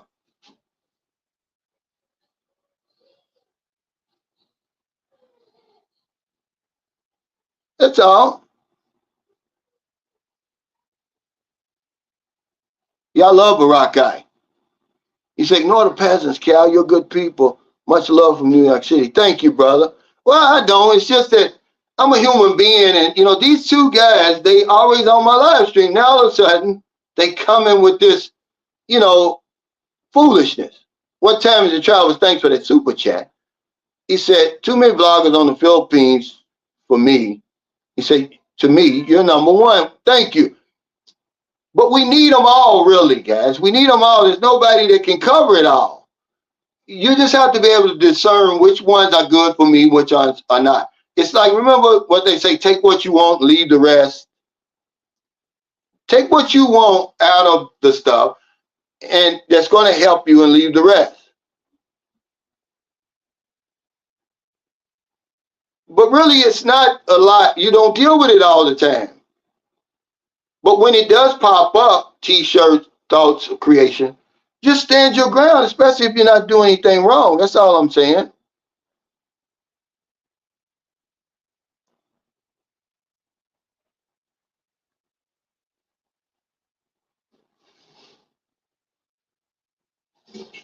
Yeah, he said Nigerian nationals are here in Manila due to education, especially in the University Belt in the city of Manila. Yeah, a lot of them go to colleges here. When you see an African in the Philippines, he's not here on vacation, more than likely, unless he's coming from the United States. Africans are world travelers, man. They're here doing business, going to school, okay, really living over here, working, okay. They're not over here on vacation. I learned that a long time ago. Unless they the ones that have, immigrated to Western countries, then come over here. Well, when you see an African right out of Africa, he means business. Okay? They're not over here hanging out like we do. What's up, Ryan?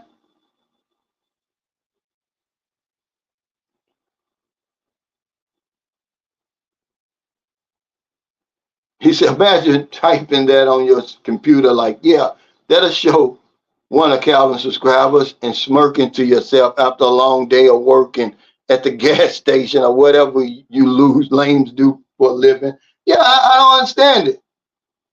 It's crazy, right? And then he names himself TJ Chubby Johnson.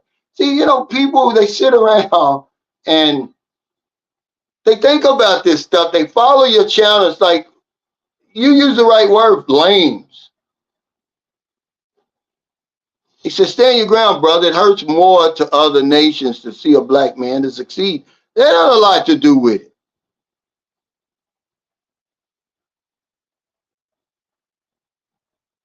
Yeah, as a 12-year-old on TikTok right now. I don't get it. He said, Cal, the VA probably recognized from your vlogs. No, it's just that,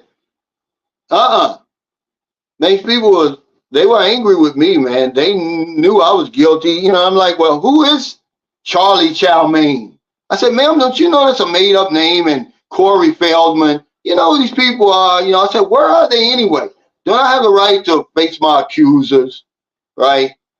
But you know, here's something that I knew, and they wrote in there. Here's the first thing they asked me. The gay asked me, "Are you married over in the United States?" I'm like, because they send all that information to the authorities, right? I'm like, what if I am? It has nothing to do with the charges you're bringing up against me. I mean, what do you want to know from me? It has nothing to do. They say, if you be quiet, you know, in their gay voice. I'm trying to help you. Now, you ain't trying to help me.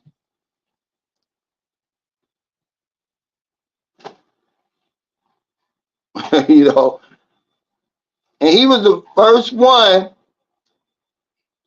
okay, over there begging and pleading and apologizing when I name dropped. You know, like, let me out of here, man. You know, y'all done wasted enough of my time. It's like 3 hours or something. Eric was worried, you know. It took so long that finally he left. By the time I left out of that interview, man, that whole terminal was empty upstairs. You know how you arrive and you got to get your luggage and everything. All that was, it was crickets. There was nobody around. All because some guy sends an anonymous email and said, yeah, I'm exploiting women and, um,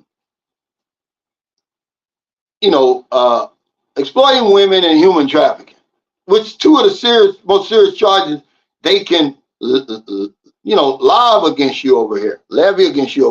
He said they come after Philly and the Philippines too. Not like that. Not like they came after me with a vengeance. Yeah, but it don't matter, man. You know, you talking about 25%, dude. You wrong about me. Yeah, I just did a good video, didn't I tell you? You're richer today than you was last week. Isn't that good? Isn't that positive?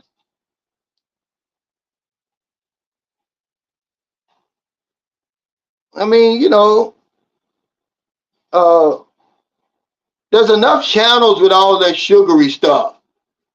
And then when you get over here, you're like, well, how do I even load my phone? What's a SIM card? You know none of that. But you know Christian Filipina and all that, right?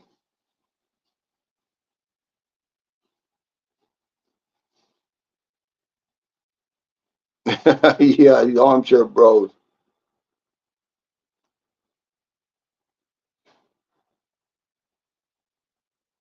Yeah, you could eat a 4 course meal off. Yeah. But she was so innocent, man. She was so real. And it was what we needed. But when they got their channel, now she's totally different. They act like they don't know me now. She especially. She acts like I'm a stranger, man. And it just shocks me. And I told Marilyn, and Marilyn said, don't worry about that. I mean, it really shocked me that they act like they don't know me. He said, I fell in love with the Philippines after Calvin talked about it. I was set on Thailand. It changed the whole course of my life when YouTube suggested Sunshine Shows to me. And I know you happy over here. I know you're not just talking bullshit, man, because I seen it in your eyes. I seen you personally with your woman and family over here. Yeah, she said she liked black men. And that just set the damn Philippine genre on fire when she said that. But she got away from that. She's the one who said, now you know how nice looking It's Me is. And I'm pretty sure she was nicer looking, you know, 10 years ago or whenever she said she was on the dating site and nobody even chose her. She was saying she was throwing out gym after gym after gym. But now all of a sudden, you know, okay, now all of a sudden, you can't get that realness anymore. You know, it's all that plastic stuff. They don't realize if they get a woman on here that's really going to talk about what life is really like over here and what their life is really like, and you know the reason they like dealing with foreigners and all that for real. Okay, they're going to go to the moon. They're going to pass any other big channel over here.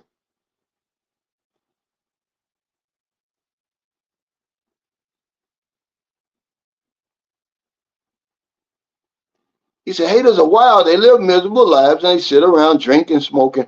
being keyboard warriors. He said, Cal, they're going to make the Louisville come out of you. Much love from Indianapolis. Keep up the good work, bro. Oh, man, we were just talking about Indianapolis. Somebody sent me a link from Brother Nuri Muhammad, where he's talking about how black people have a love affair with Chick-fil-A chicken sandwiches and Popeyes. And he was talking about, they're putting something in the ingredients, man. It's really a drug sandwich. And I said, I met him before, because a lot of the guys that I trained in the insurance business were part of the Nation of Islam. Okay. But it was funny because he said a guy shot, he said a man went to Popeye's chicken and shot an employee because they had run out of chicken. He's like, what in the world are they putting in the chicken? And it was a great, it was like a short. It was funny, man.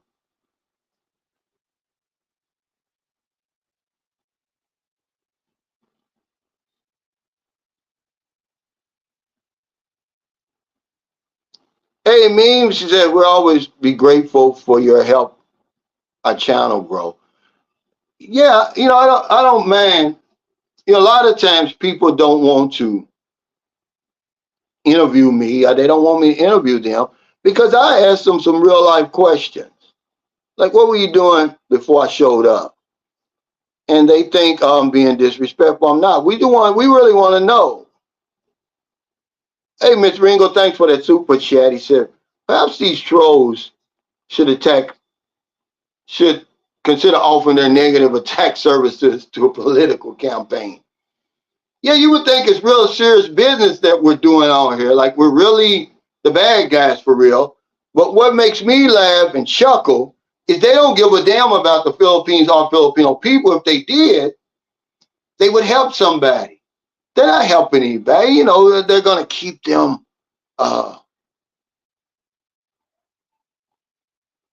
from me. They're going to protect them from Sunshine's shoulders. He said, never heard of Ishmi, but the first thing I see seconds ago searching her, I get this top video, unprotected gang banging, common in the Philippines with her goofy face. I don't think you're missing anything, Cal. No, I'm just saying that I never criticized them for the content they made. They're going to do what sells on YouTube. They've got a good job now in Cebu, I believe.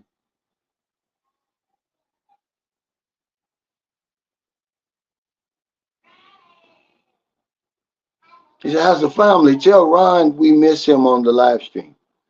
Oh, this is Mimi. Yeah, that's what I'm saying. It's so much of that. He said 40-second pass. Hey, Cal, I don't know if you've seen my comment in the other live, but check out Dr. Bobby Price. Who is he?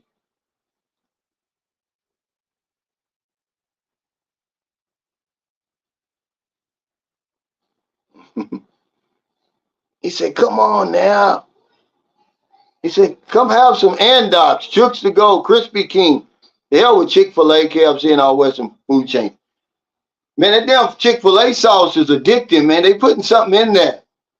Because he had the video's got some black man. He just got a big old greasy Chick-fil-A sandwich, the sauce and everything's all over his mouth. Then he showed some guy with a gun shooting in Popeyes because they sold out of chicken. He says, I heard they're trying their best to dig up some dirt on Miss Philippines. They can't find nothing. She's way too classy and beautiful. I wouldn't put it past people, they're eerily quiet about her. This is the Philippines' chance to put themselves on the map. They should be really celebrating her victory and putting it out there to the world about diversity because, excuse me, everybody knows the reputation over here about skin whitening and all of that. But I don't read the comments anymore because they make me mad. You know, people are talking about she's the most beautiful woman. Well, hell, they all beautiful. I mean, it's just your definition of beauty. You get your standard of beauty from somewhere else. That woman's fine as hell. She's intelligent, classy, you know, very articulate. That's what you need to win a beauty contest. How could you sit there and choose that there was 53 beautiful women up there? Something has to set you apart, man. You see the way she's walking in that dress, first of all, then the damn bikini. This woman's gonna win Miss Universe, guys. I promise you. Okay, she's got it, man. This woman's got it all. And then when she gets up there and that question and answer, and she starts talking that real stuff that she talks, that's gonna put over the top. You know, people are tired of this plastic stuff, man. They can't relate to it. That's why I'm not going to do it. Well, it makes it, you know, some people misinterpret that the wrong way. But the reason they don't want you to ask that because it's like they don't want to tell you. It's like they're ashamed or something. I'm not ashamed. It just shows some, you know, some appreciation. Like, you know, what's your life really like? Let us know. We don't really know. We want to know. And when somebody does that, they're really going to have a very popular channel. But if you watch these channels, these Filipino channels, they're just too classic. They're just too dry. It's the same stuff over and over. What's a Filipino like in bed? And then that's the title. But then they don't really tell you. They're so, you know, it's like, well, why would you make a title like that if now all of a sudden you're not going to really talk about it? You're not going to give us the nitty gritty. Don't do that. You know, why don't you talk about what's life really like growing up in the Philippines? You know, what my life was like before I met my foreign husband. Just something simple like that. And then tell us. Is that hard to do? No.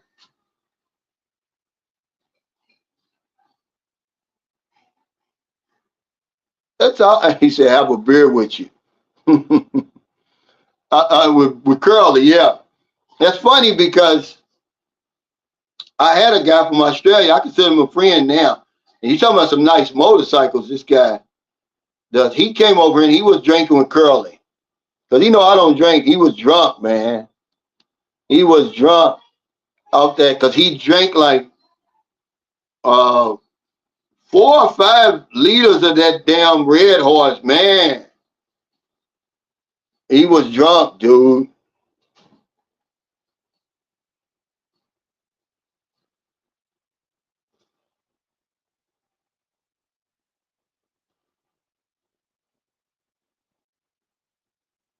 He said, it's cool, I support him.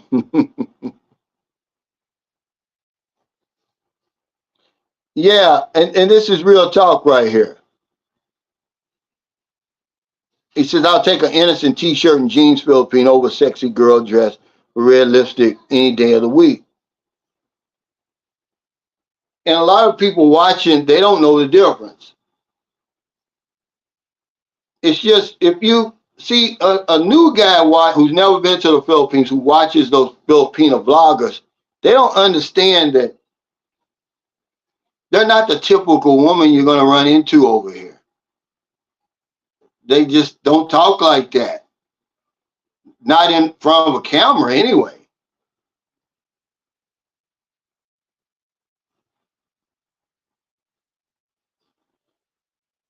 But thank you for your super chat, super stickers, all your support, man. Really, I mean that. Come to the meet and greet July 27th in Deville, Aon Towers. Thank you, TJ, for setting that up. I know it's going to be nice if he has anything to do with it. 4 p.m. Everybody's invited. Yeah, it said shooting over chicken. It's unbelievable. Yeah, but they said something's in that chicken. He called it a dope sandwich. It's funny, man. I ain't gonna lie. He said there's something in it. He said it was over 52 ingredients in Chick-fil-A and 40 of them were man-made. He said it was 40 ingredients in Popeye's chicken and 30 were man-made. He said, but then once he put the information out and, people were going to the website, verifying what he was saying, Chick-fil-A took it down. But it's true. I've always said that. I told you about when I was talking about my getting rid of sugar, and there's a reason they make this stuff so addicting, especially Cokes and stuff. There's something in there that makes you keep coming back. How are they gonna stay in business if you just eat it one time and that's it and throw it away? That stuff is drugs. A lot of the stuff we're eating is drugs. Okay? It's got addictive qualities to it. And the number one thing is sugar. When you think about that Chick-fil-A sauce, man, sweet. All that nugget sauce, because, okay, the other day I'm waiting on my visa, so I go to Jollibee. And the reason I like Jollibee nuggets, they don't have any breading on them. It's just chicken, or whatever nugget is, right? But them things is horrible without the sauce. So I couldn't eat the sugary sauce. So I said, well, let me try the gravy. Wow, it's even worse. So it's in the sauce. He said, Cal, you don't drink. Did you have a problem? Well, I still have a problem with alcohol. But I've been sober for over 26 years. But yeah, Larry. He says, Cal, what day do you plan on coming to the bar? Probably that day before. If it's on a Saturday, I'll be there on Friday. Whatever day it is, I'm coming the day before. But yeah, all your support, man. I never take that for granted, because I tell you all the time, man, no matter who your favorite vlogger is, without you people, without the viewers and subscribers, we're nothing. That's why I don't understand why they don't do live streams, why they don't do meet and greets and all that. It's because of you that they've had this success. Excuse me. And they're able to live the lives that they're living. I never got that. And I still don't get it. But hey, a lot of people over here, they think they're celebrities. Okay, I was told one popular blogger, I won't say their name, don't even want you coming up to him in public. Because they said they saw him at one of the meet and greets in Dumageddon. He's like, man, leave me alone. Okay? And I'm shocked at that. But, he said, cocaine? Well, something's in them, I tell you. He said, viewers want to see that skin. Yeah, but, the armchair bros. Because you're going to see all the skin you want, Thomas, when you get over here. It's the armchair bros, although I give them a lot of flack. They're the ones who's keeping this whole thing afloat.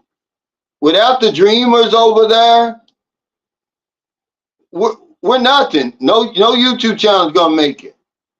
Without the people fantasizing over there and beating themselves to death watching these videos, we wouldn't have a chance.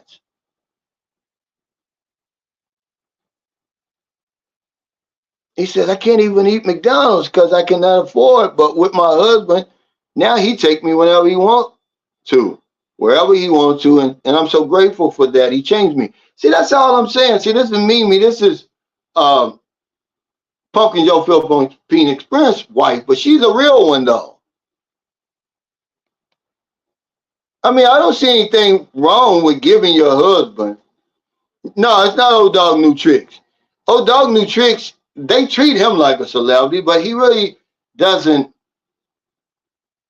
He gives people the time of day, but they treat him like a celebrity. If you ever go to a meet and greet where he is, it's going to shock you. People are going to be lined up out the door just to meet him, just to shake his hand. He has that type of influence. On foreigners, though, see, I'm unique because not only do I have influence on foreigners, but Filipinos know me too, see. That's the key to me.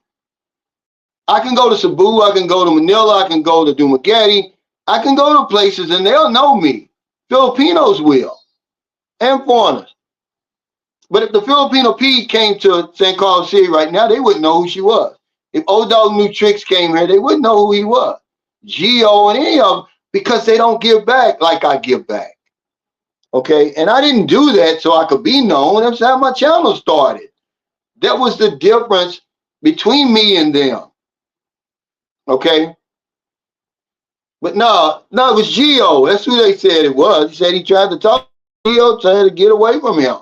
He said like he don't want to be bothered with people. So I mean, I don't know Geo, and I've never met him. Okay, but yeah, without these viewers and subscribers, we're nothing. That's what keeps me humble, man. And YouTube is no different than anything else. People are so fickle. They can turn you on one day and turn you off the next. And then what? Because I've seen it happen. When I first started out, there was guys way above me, man, getting this and that. But then they moved out of the Philippines to Colombia, back to the United States, to different places. Now it's crickets. I saw a guy the other day, he had 3 people on his live stream. I wasn't laughing at him. I just knew what happened.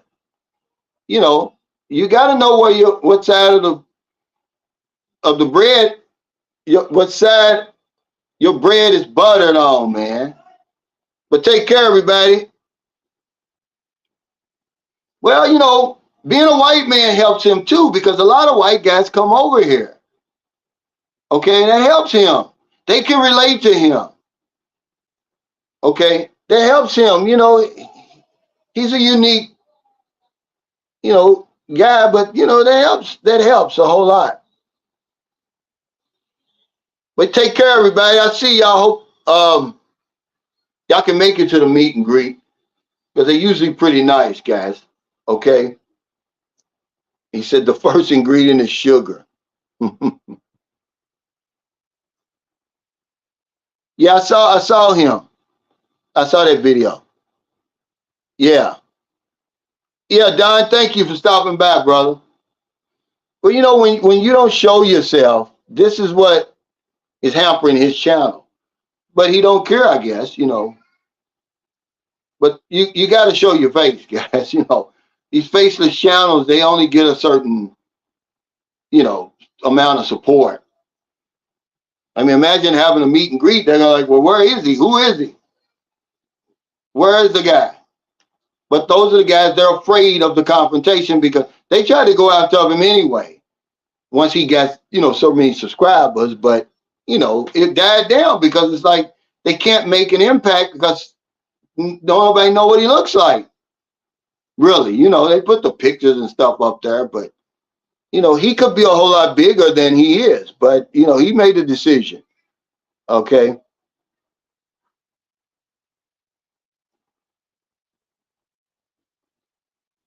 Yeah, take care, everybody. Thanks, everybody. Appreciate it, guys. No, I've never seen him. How can you see him?